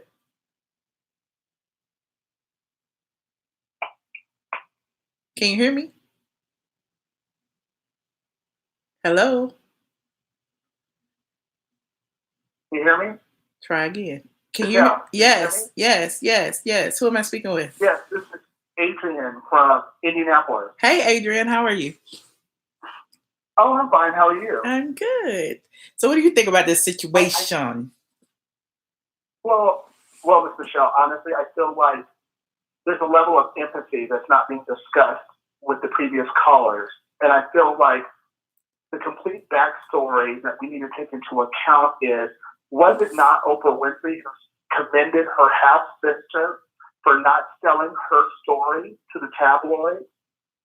Thanked her for not selling her story and making it so sensationalized, yet did not provide the same courtesy to Monique. Tyler Perry stole his whole skit from Miss Sophia from the Jungle, but yet paid her what? $5,000 to appear in that movie with Taraji P. Henson. I could do that all by myself. But yet he's supposed to speak of integrity and character. Please. When we talk about Jada Pinkett Smith, the male caller before the last one, spoke about Jada Pinkett Smith and how, she was upset with her husband about being shunned from the Oscars for Concussion and how Concussion was not nominated. And she was talking about Oscars so white and started that whole trend. Yet her whole production company is all white and not one black person or person of color is represented. I side with Ava DuVernay, who said, I'm not really talking about diversity. I'm talking about inclusion. Do we have a seat at the table to negotiate our worth? Viola Davis did a recent interview where she said she got all these different producers who were sitting around her and said, you're like the black Meryl Streep. She was like, oh, I've been keep hearing that. And she was like, well, why am I not being paid what Meryl Streep's being paid? If I win the same award that she wins, if I win the SAG Award, if I win the Golden Globes Award, if I win the Emmy, if I win the Oscar, why am I still not getting paid if I'm the black Meryl Streep? My whole concern, Michelle, is that if Monique is legitimate in what she said, the grievances that she said, is it really her delivery in question, or is it the system of domination that has been in place since the colonization of this country? That black women have never had a seat at the table and will never have a seat at the table. They can only fight as long as people will listen. And even if they don't listen, they have to continue to fight, because that is how all black people and people of color have gotten any strides in this country. It's even when they didn't listen and they turned their backs on us, we still showed up and we still spoke out. But I don't think it's fair for people to discount Monique and say, well, maybe it's her delivery. If she chose a different way, if she didn't say it this way. It's like with the NFL players that are kneeling. Some may perceive it being disrespectful to the veterans and disrespectful to this country. But at the end of the day, black men and black women are being slaughtered in this country. And all they want to talk about is the symbolism of a flag, an inanimate object, when people are losing their lives. So what I say to you, Michelle, is like, doesn't Monique and other Black women have legitimate grievances, is it really the delivery that they give or the approach or the timing when they do it? She didn't do it at the beginning of her career, but she's doing it now. I've always Can we said not Monique's stand with that argument sister? is very valid. Everything Monique said is very valid. But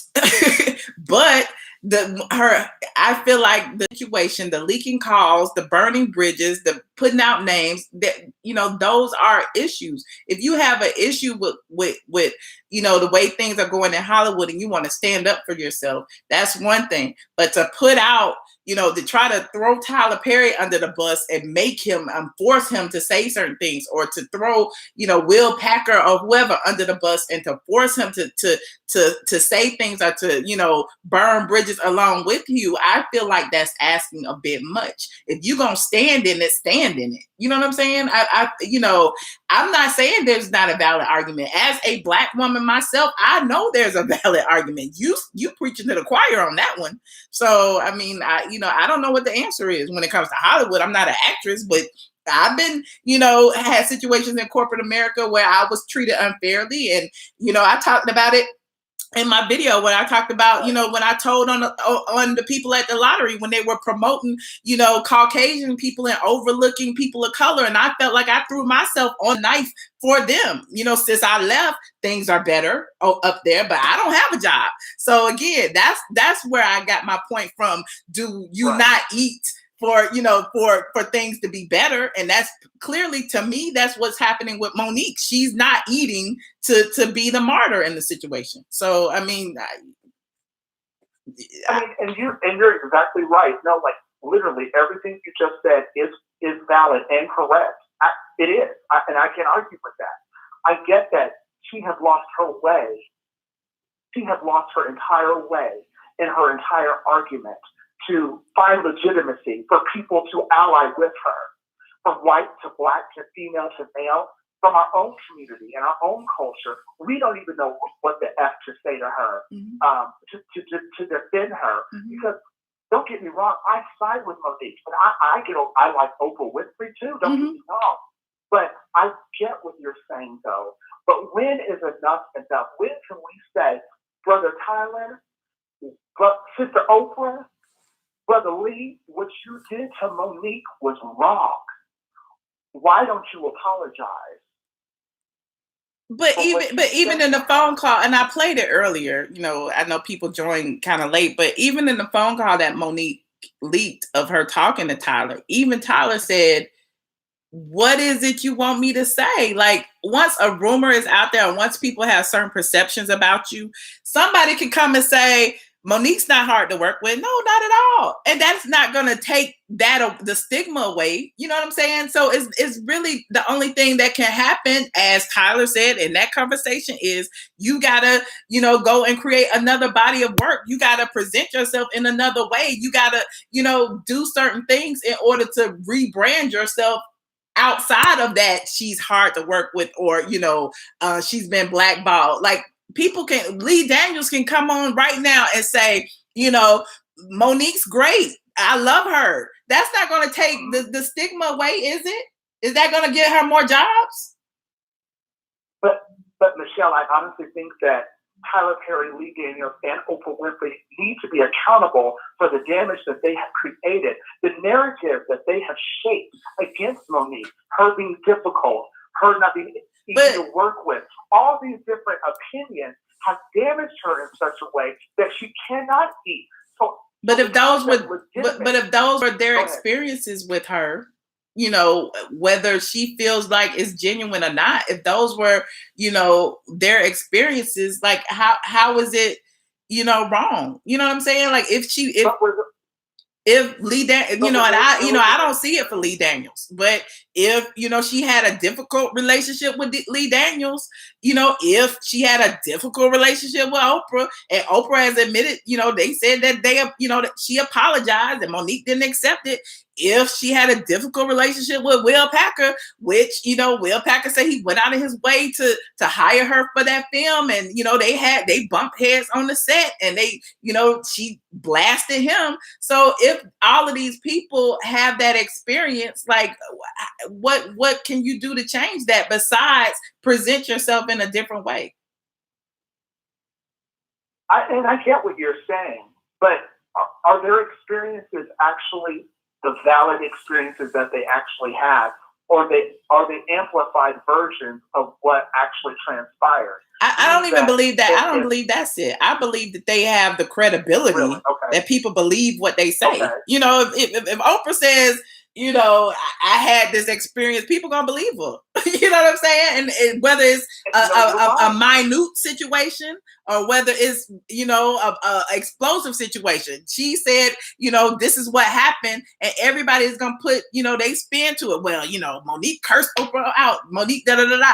You know, do we even know that Oprah said, you know, a horrible story about her besides the fact of, you know, the situation that happened, that Monique put the story out there and said, you know, this is how she treated me. You know, you see what I'm saying? Like at the end of the day, like we don't know the behind the scenes stuff. We don't know the whispers amongst all the top three. Yeah, you know, Monique called me last night and Sidney cursed me out or whatever. We don't know what's being said amongst each other. So, I mean, I feel like everybody's experiences are valid. Monique's experience is valid, but she can't dictate how these people feel or treat her when that's their experience with her. I don't know. And I feel like she's talented. And again, she deserves, you know, to work. She deserves to work. You know what I'm saying? But I do feel like her husband has played a major role in preventing that.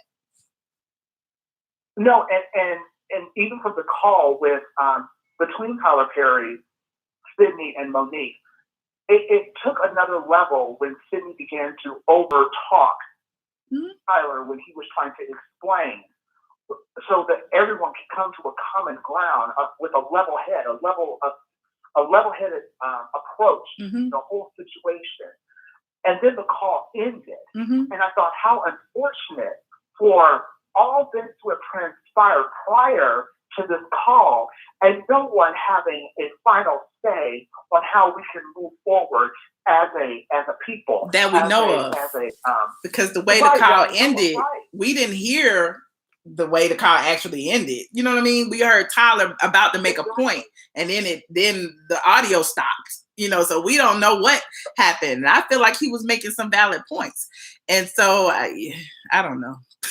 You're right. She was making some valid points, but I feel like she got so excited, I think, too, that Tyler was on the phone, that she started to get very exuberant in her and how she was talking, and began to overtalk him. And then Sidney chimed in, and it was like this whole like, oh, we're gonna get it to him now. We're gonna give it to him. But then you lost the whole meaning behind your whole argument.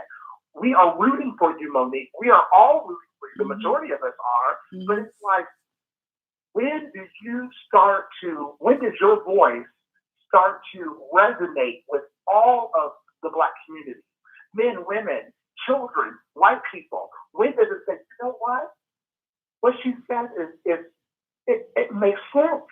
Instead of, oh, well, you leaked the phone call, or oh, you have emails, or oh, you're being petty, or oh. Well, and that's the point. When you start leaking phone calls and emails and personal correspondence, nobody's gonna want to talk to you. Why would Oprah call you if she know you over there recording calls? You know what I'm saying? And putting them out. You know, like there's no way. Like there's no way. I would never. Like who wants to be a part of that? Like you're making people a part of something they really don't want to be in sometimes. Like putting that call out now or whatever when like Tyler said, I don't want to get involved right now, but I got your back.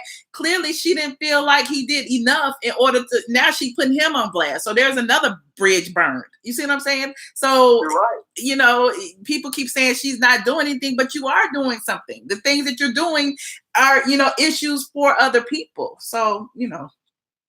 You're right. And there were a few videos back, Michelle, that you've done where you had talked about how you thought that she should have just gotten a Netflix deal, did it, flipped it, earned the money, flipped it, and then proved to them like, hey, yeah, I told you, I got an Oscar, I did what I did, now I deserved it. Right. See what I've been trying to tell you? But look at Marlon Wayans. Marlon Wayans got a whole deal. I think it was either $500,000 or $800,000. He did his whole stand-up, flipped it, got a new deal, has his own show, and it's making $15 million. Mm-hmm. And that's the point. That's what everybody said. Like, how could you just walk away and say that's not enough? This is your first situation where, you know, Netflix is coming to you with an opportunity. Why not take that opportunity and do more with it instead of looking like the bitter person? That's a slap in the face. Sure, it may be to you, sure, but it's an offer. So you would choose not to eat at all than to eat. You know, like I don't know. You're right. So, but do you think, Michelle, that she was living in a false reality, meaning that she wanted the whole life of the white actresses that has never been shown to a black actress? Yes, I feel like she felt that. I'm sorry. Go ahead. No, go ahead. I want to hear what you have to say. No, I just felt like once she won the Oscar, it's a wrap. Like she felt like as soon as she walked that was a check.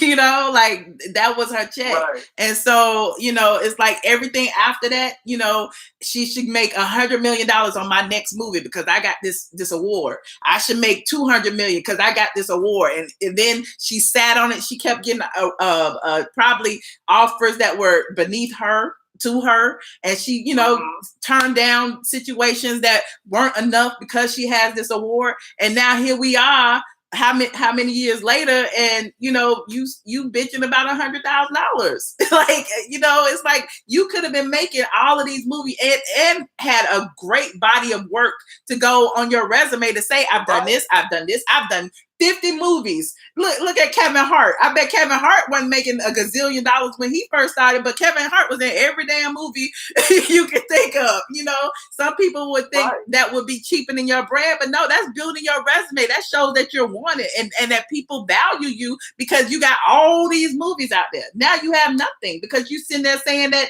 you know, they're not paying you enough. And here we are after the awards, after you know, have turned down all these movies. Then here's Netflix saying, okay, $500,000 because you haven't done anything, you know, and that's a slap in the face to her when in actuality it's a bit true because had you been doing all of these things all along, they would have had something to go on and say, well, yeah, you're right. You did X, Y, Z. Yeah, we'll give you this, that, and the third. So you're right. And I think that's the beauty about what you realize is that if she recognized the talent that we all see, if she all flipped it and pitched herself in a way of being relevant, having movies like Kevin Hart back to back to back to back to back, and people knowing her as a household name, not just in the Black community, in the Hispanic and white community, like Kevin Hart, who doesn't have an Oscar, but is getting paid several $1 million to do stand-up. Right. You're right. Yes, she's valid. She has the Oscar, but when has this country or Hollywood ever shown up for the Black man or the Black woman the same way it's shown up for the white man or the white woman? Never. We always have to work twice as hard just to get what their mediocre level is. You're right. And I think that she missed her mark when she started this whole campaign against Tyler Lee, even though it's valid. They may have all fucked her over, and we know they effed her over, and we know that they did. In some ways, they did. But what are you going to do about that now? Are you going to dwell on that and allow that to be a crutch, like Janet Hubert, I think her name is, from Aunt Viv from The Fresh Prince of Bel-Air? She's still upset that she got kicked out of that negotiation deal for better pay from The Fresh Prince of Bel-Air. Right. And it's stuck being nothing. That's right. And I just don't know how Monique can garner any kind of fan base that crosses, that is a crossover from Hispanic and white and Black and international, if she's not willing to say, you know what, let me try a different approach. And that's my only point. More honey than salt. That's my only point. I'm not saying, you know, sell your soul and kiss ass or do any of that I know she will never do. I'm just saying, just do something different. Do something different. Change your brand, change your image, do something different. Like, I think that's what's going to have to happen, because it seems like anybody and everybody seems to be off her at this point. Mm-hmm. Like, no one wants to even like listen to her, and she's going to be doing these whole like low budget, theater performances where she's doing stand up, because the corporate executives are pretty much like, you know what, this is just too much of a headache for me. Well, you're right. But you have been so enlightening. I know this is exhausting, but thank you for allowing me the opportunity to say my opinion. And thank you. You've made some really valid points, Michelle. And so did you. Wow, like, really have. Thank you, and thank you for calling. I appreciate you. Thank you, Michelle. Have a great day. You too. Bye bye. How many more? Let me see. It's a whole bunch of people. Zill, should I take? Let me see. It's 6:45. Traffic is still bad. Look, the only reason I got on live, and I'm coming callers. The only reason I got on live is because I couldn't get anywhere. And y'all see me keep looking. I keep looking at the traffic. Whoa, shit, I dropped my wallet. I keep looking at the traffic. Look at the traffic. You see that? Is it gonna look at the traffic? That's why I was going in that direction. And I'm like, this traffic is off the chain. Like, I can't go nowhere unless I'm going north. And I'm not going north because then I can't come back south, because clearly south is jacked up. So I will keep on for a little while. Caller 9359. Hello. What's up, Michelle? I'm Chris from New York. Hey, Chris. How are you? I'm pretty good. And yourself? I'm great. So what do you think? No, I was just calling. I was just calling in reference to something you had said a little earlier about Monique. You were saying something like she needed to change her ways, right? Uh-huh. But I feel like if she's been lied on, like, she shouldn't have to change nothing. You know what I'm saying? Like, what should she have to change if she's been lied on? No, I'm not saying change your story. I'm not saying any of that. I'm just saying change your approach, change your delivery, change, your strategy. You know what I mean? Like, I just feel like, she's been doing the same thing. She's been blasting people. She's been dragging people. She's been leaking emails. She's been leaking phone conversations. Like, at what point do you see this ain't working? You know what I mean?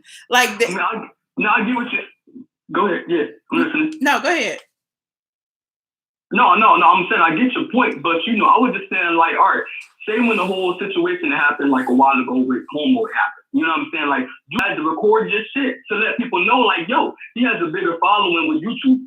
I'm just not even big like that on YouTube yet, so I gotta record this shit. Therefore, motherfuckers can see the truth. And people can be like, yo, Michelle, that's tacky. Don't do that. And whatever, you're trying to get clout. But you're like, listen, I got to show y'all my truth, whether you think it's wrong or not or whatever. So I'm thinking, like, when Monique releasing her shit, who else is going to do it? Like, she has to protect her truth. So it's like, what does she have to change? Like she can't change the truth. She recorded it. Are you talking about how ugly it is now? Yeah, but I mean, like I said, she's done it. Now that she's done it, it can't be taken back. Only thing I'm saying is just do something different.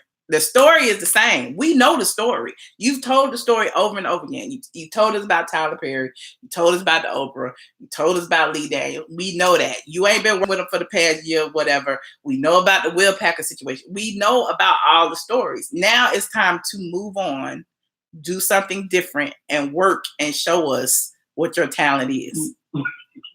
You don't think so? Like, that's the problem, is that she's blackballed. Like, well, no, she ain't been that blackballed. If Netflix came to her with an offer, she ain't that blackballed. Netflix came to her.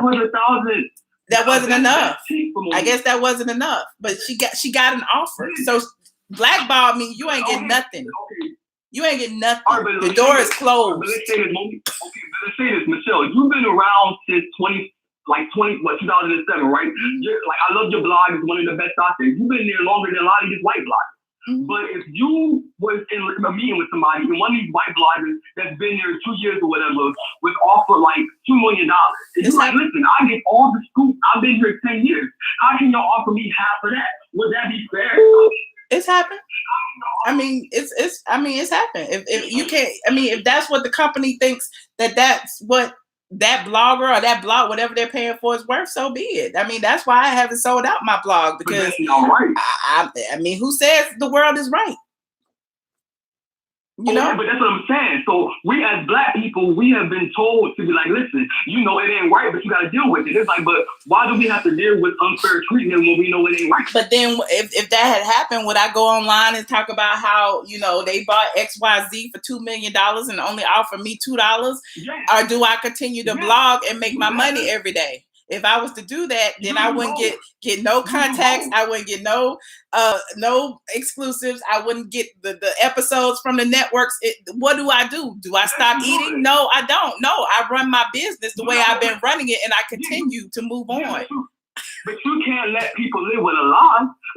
Listen, if Rosa Parks, if Martin Luther King, if all of them let us live as Black people as a lie, we wouldn't even be halfway. But who's saying it's living as a lie? You niggas on your own or whatever? Huh? But who said it's living as a lie? Like, how is that a lie?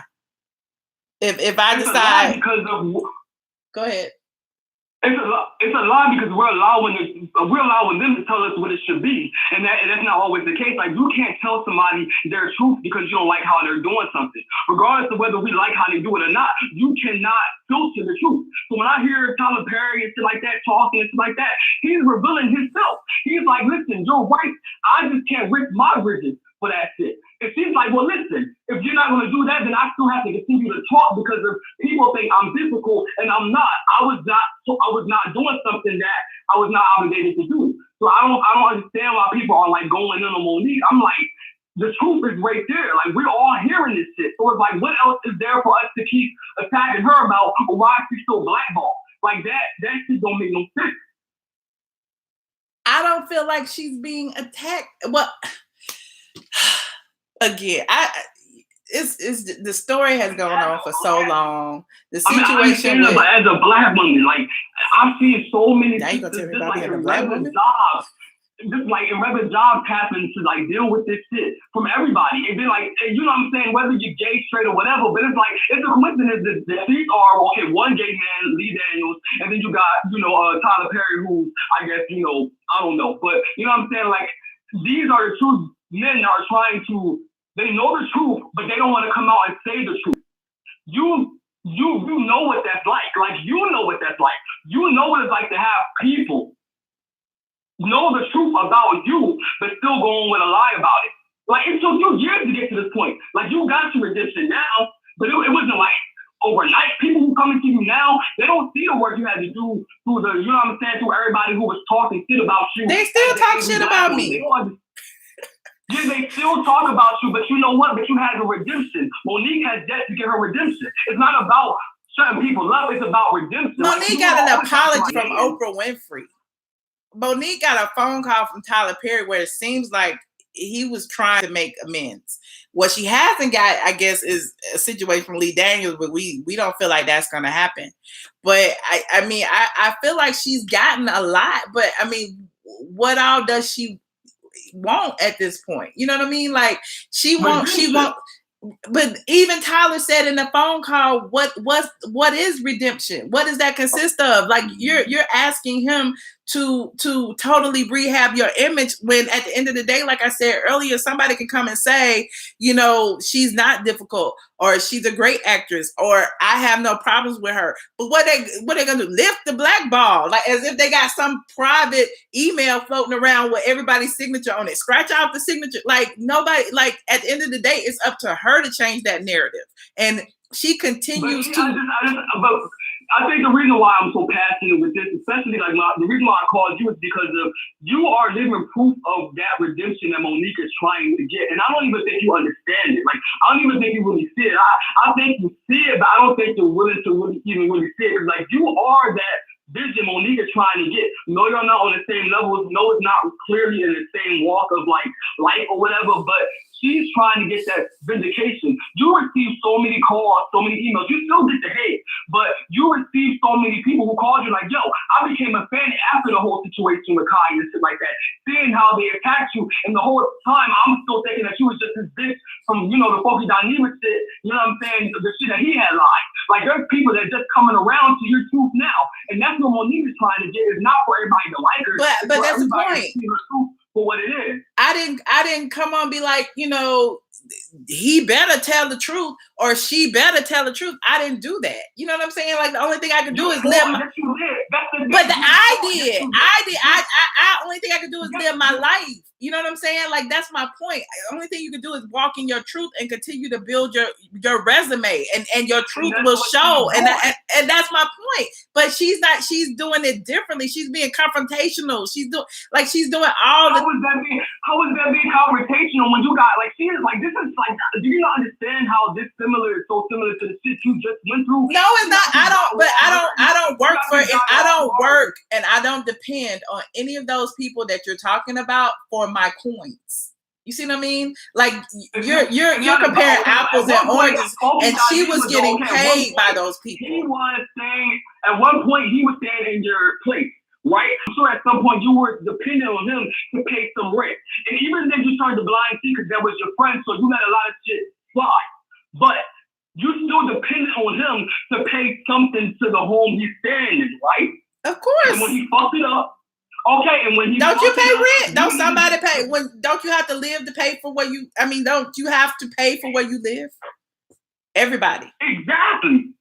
So that's what I'm saying. So you had to go and defend your truth because he was trying to tell a different story. And but so he had to leave. He had to leave at one point because at that time you were making appearances on his page, so he had the narrative on his side. But you got the timeline wrong. But you got the timeline wrong because at the end of the day, I walked through my townhouse first. I didn't say the man's name. I didn't say who it was. It was what it was. I was walking through my townhouse. Same way I walked through my house in Fairburn. I just walked through my townhouse.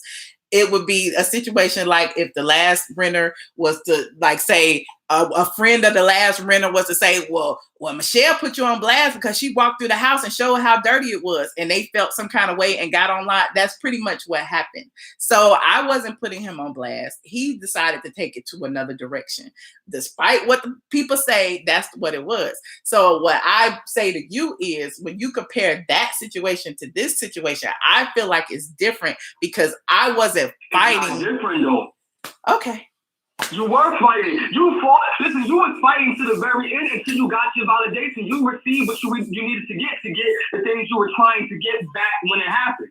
So it didn't happen overnight. Monique, it's been 9 years since this shit. You know what I'm saying? Since the Oscar win. It's been 9 years and we just hearing these tapes. Although she's been talking about it, stuff like that, it's just becoming like, I guess, popular or whatever now. And so it's like, you have been through that. So I'm just shocked to hear you take that stance because it's like, you're the flag for what she's trying to get. Like, as a black woman, like, you're living proof of that. I never said that Monique's argument wasn't valid. I mean, I've said over and over again, she has a valid argument. Only thing I'm saying is do something different. That's it.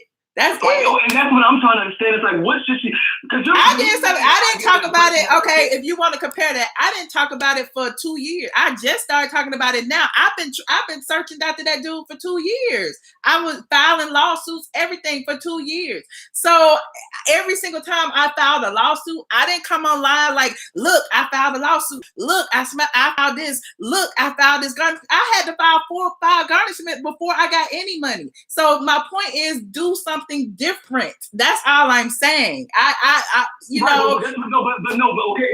that part. You're right about that part. No, everything you just said, you're right about. What I'm saying is that for the public part, I'm saying that at that time, though, there was still a public perception about you from the masses that was on. And there still is. Right? And there still is. There still is. But are you going to sit there and say that you have not felt that redemption from the people that have called you and said, yo, I had no clue about this shit until it happened again with another situation? You know what I'm saying? Like, are you going to sit there and say as a black woman that you have not received that validation from showing and exposing your truth? But, okay. Even when they tried to say it was tacky, you went on your platform and you sold them telling their lies. People called you tacky, but they couldn't call you a liar. Okay. You have a point.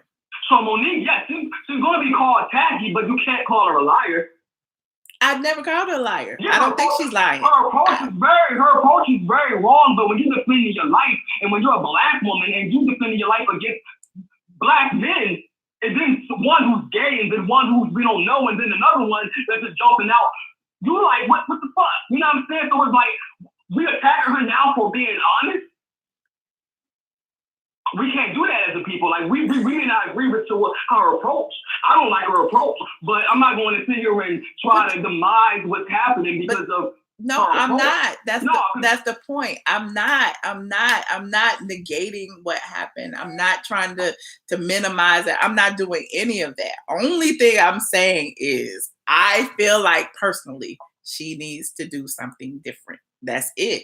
After hearing the phone call with Tyler Perry that started this whole live, I feel like it's a situation where, you know, her husband was over talking Tyler. She accused Tyler of over talking her husband when Tyler wasn't saying that. Like, I just feel like there's a issue where some things need to be done differently. That's it.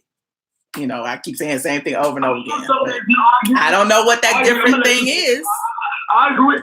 No, I agree. I agree with everything you're saying. I'm not saying stop fighting. I'm not saying stop fighting, because anytime you're fighting for your truth, you're going to continue fighting until you feel like, you know, you've gotten what you deserve. Like, don't stop fighting, but do something different. Like, she should have took, like we talked about the Netflix deal. She should have took more movies instead of like turning them down because they weren't paying. Maybe that was the issue. Like, I don't know. I mean, but you know, she's walking in her truth, and if her truth is to blast everybody, then you know that's her truth, and she, you know, eventually she'll get, you know, what she wants from that. I assume. I don't know, but I don't see it going anywhere. But you're saying like she's a villain. You know what I'm saying? Like, you're painting it like, well, if Monique. Well, I don't mean to paint it that way. I definitely don't mean to paint it as she's the villain, but I don't feel like, you know, I feel like she has a role to play in her own situation. I do. I'm sure she does. Yes, I'm sure she does. But regardless. But a lie is a lie. You know what I'm saying? And the truth is the truth. So I'm sure there's things that she's done that she could have done better. Mm-hmm. But what we're talking about is the lie. Mm-hmm. That blackball situation came from a lie. Okay. And she's dealing with that for 9 years. And so how do you combat a lie? How do you combat a lie? With the truth, right? With the truth. Yeah. Right. So listen. If it's a lie that she's hard to deal with, if it's a lie that she's a bitch or she's this or she's that, the only thing she could do is walk in her truth. And eventually people like, well, Monique ain't as bad as she said she is. Same thing that I was talking about when people come over here and be like, well, Michelle ain't that bitch that they say she is. All of that. Like, the only thing you can do is walk and do something. And that's what Tyler was telling her in that call. Like, you just need to, you know, do a different, do something, do a body of work. Do something to show people that you're not this thing. Like, I don't know what else to do. Of course, Tyler's going to tell her that Tyler is the big dog. He is benefiting from her being quiet. Like, I don't think you understand that. Him as a black man, he's benefiting from her silence. So black women have been told forever to just go ahead and walk. Just don't worry about it. Just speak your truth out. God won't take it. Like, black women, that's been their fight for life. You telling me what the black woman's fight is? You telling me what the black woman's fight is? That's why I'm having this conversation with you, and that's the sense is that because I'm like, you are the staple for the black woman being told to be quiet, sit up, you're in a demand full of gay men or whatever, and you don't understand, and you had to show them that you cannot demand. I never said shut up. I never told her to shut up. I'm just saying take a different approach. Well, I mean, something different can mean keep talking, but say it in a different way. Something different is to have somebody else say it for you. Something different is a whole lot of things. It doesn't mean when you're in war for your life, there is no right or wrong way to say the truth. Like, when you're in war for your life, there is 9 years. This woman got 2 kids that's below 18. There's no proper way to say the truth. The truth is the proper way. What we hear Tyler Perry lying and shit, that is the truth. Him trying to be conniving, that is the truth. She has to do nothing different at all. She did what she's supposed to do until these tapes got to this point that we're having this conversation. So now I feel like she needs to continue on, but I don't feel like we should be telling Monique to do something different. If she did something different, we would not be on this moment right now. We wouldn't be having this conversation had she did what they wanted her to do. If Pokey Naiva and them did I'm sure if they had it their way, you would not have received what you needed to get back on your feet. You see what I'm saying? You had to go upon yourself and still do it and tell people they made you the bad guy. They made you the bad guy for 9 years. You still are. But you know what? But you know what you got on your side, right? You got papers, you got the truth. And they can't call you a liar. They can say Michelle State, they can say, I don't agree with that. I think you're gorgeous. Like, yo, I'm a fan. I didn't even want to call with this. You know what I'm saying? But I was just shocked to hear that text. I'm like, you are that example. Like, I was like, wooing you on when you fight. I'm like, come on, like, yes. No, I've fought in so many different ways, in so many different situations, in so many different venues. As a Black woman, I understand the Black woman's plight. Trust me, I understand. But my point, you're rare, and I'm not saying that Monique has said anything wrong, but when you look at the situation, the call, the this, the that, it becomes a different conversation. That's all it is. It's I don't know that it's going where she wants to go when you sit and put leaked phone conversations and private communications out there. I don't know. I mean, I don't know. Like, again, like I could have, yes, because I could have done it. I didn't. When you want to talk about compare apples and oranges. Okay, but you recorded it. Okay, but see, Michelle, people can be like this. You didn't have to let that public see that. You could have sent that to your lawyer and let the court handle that privately. But no. But what I'm telling you is the video that you're speaking of occurred before all of the drama. I didn't go through that for the drama. I didn't even mention. If you go watch the video, your timeline is messed up. It wasn't like I did all of that for that. It wasn't. So I mean, I see what you're saying, and I'm saying that, but you still needed to show the people that this is what this man that y'all defending did to my home. Okay. Because at one point they was defending his bullshit, and you sitting there going like, wait a minute. This man just let shit stay on. I didn't respond after he did what he did. I didn't respond. That's the point I'm making. No, you did not respond. But 2 years. I didn't say a word for 2 years. The people saw that before he did the video. Do you understand where I'm coming from? I see what you're saying, but you knew that you needed to have the evidence out there. Therefore, when he's done that, people would know where the truth is already at.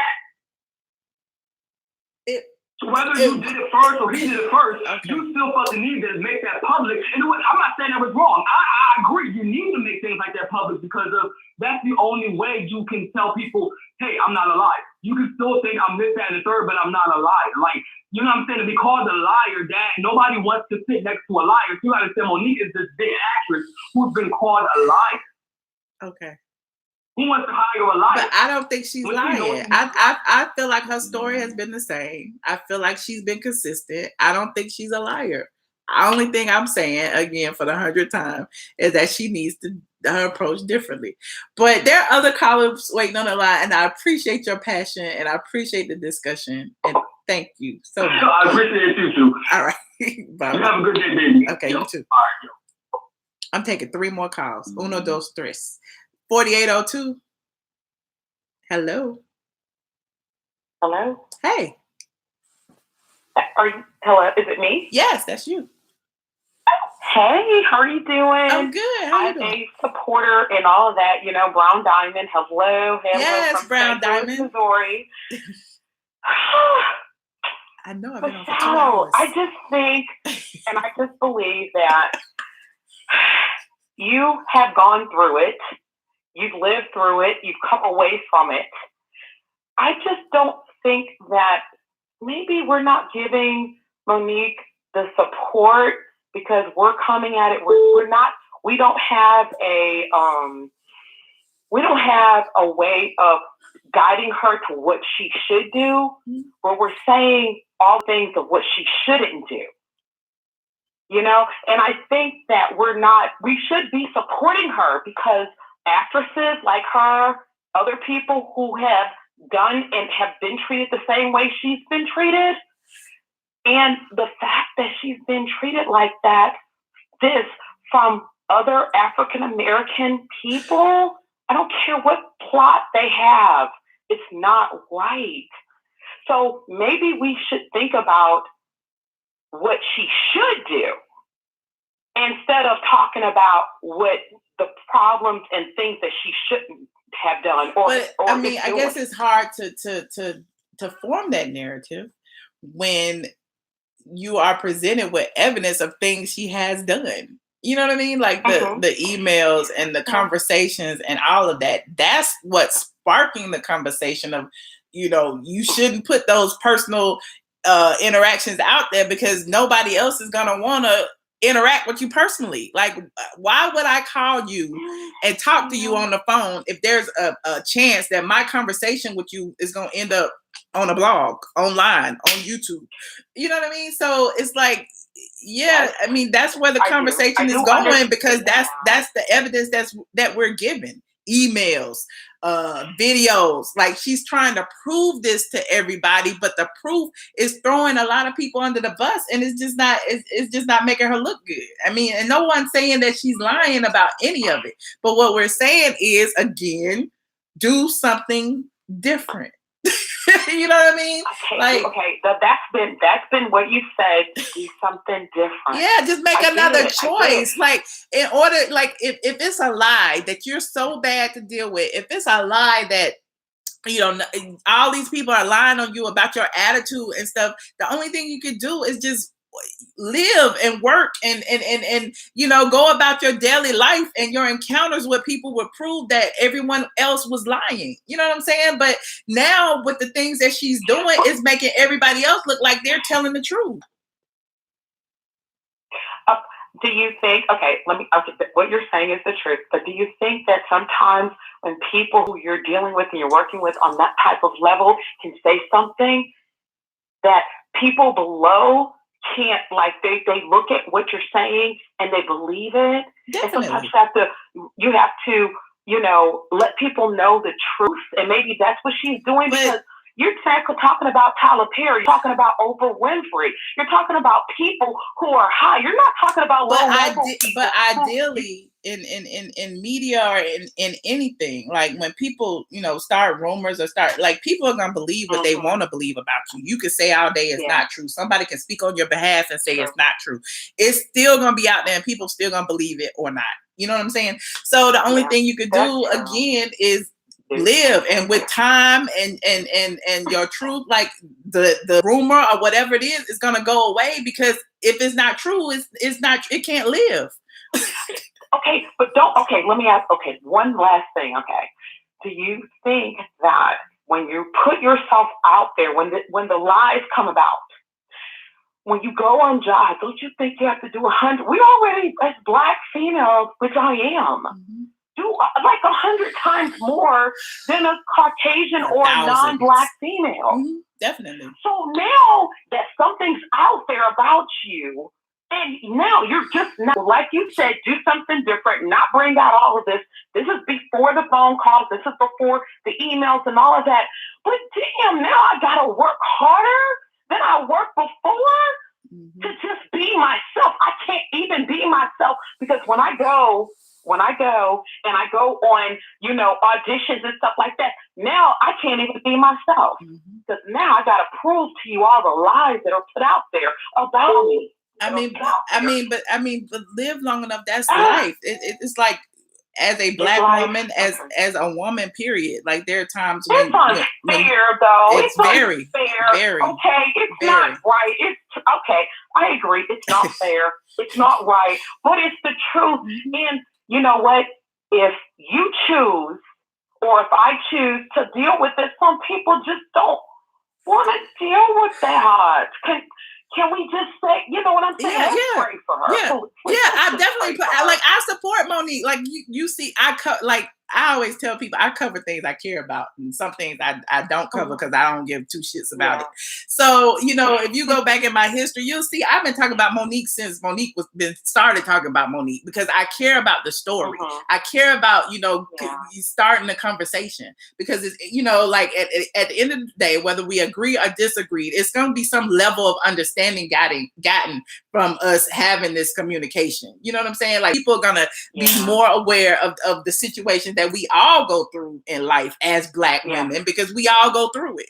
So, I mean, you know, I definitely support her, but again, you know, and I'm gonna stop saying it, but just telling her to go a different route and do something. I really do. I want her to do something. But also in her doing that she's helping us all. Do you understand? And she is, by creating the conversation. I'll give her that prop. She is, by creating this conversation. Like, we all see it. We all see it in our daily lives. We all struggle in work mode. You know, that's stuff that happens at work every day. Like, people are treated unfairly, and like, come on now. We go through it in life. So, I mean, I applaud her for even, you know, getting us to talk about it. But, you know, I think twice about putting out those. She does what is right for her to put her back up where she needs to be. Definitely. That's what I pray, you know? So thank you, Michelle. I support you. Thank you so much. Thank you. Love you. All right. Bye-bye. Bye. Y'all, I can't take no more calls. It's like 10 calls on the line. I really, really, really, really, really, really, really appreciate everyone for tuning in. If you haven't already, please like this video. I will be back. Hopefully I will be back this evening, Zills. Now that traffic is, oh God, it's a little bit better, but it's not better enough. But yeah, I got to get out in the sunshine and in the air and all of that jazz. But I appreciate you guys for tuning in this afternoon, 10 p.m. Yeah, let's shoot for 10 or 11-ish Eastern Standard Time. I'm gonna screenshot some of these people. If you want me to call you back, you know, I can, you know, do that, and we can continue the conversation. Thank you guys. It's been some really great calls. I really appreciate you. If you haven't already, like this video, subscribe to the channel, visit straightfromtheA.com. I haven't even put up a post yet about the phone calls, but you know, it's out there in the atmosphere. It is at the beginning of this video. If you rewind to the beginning, I played the entire conversation between Monique, Sidney, and Tyler Perry. So again, I appreciate you guys. Thank you. Thank you, Zills. Thank you, callers. Bye.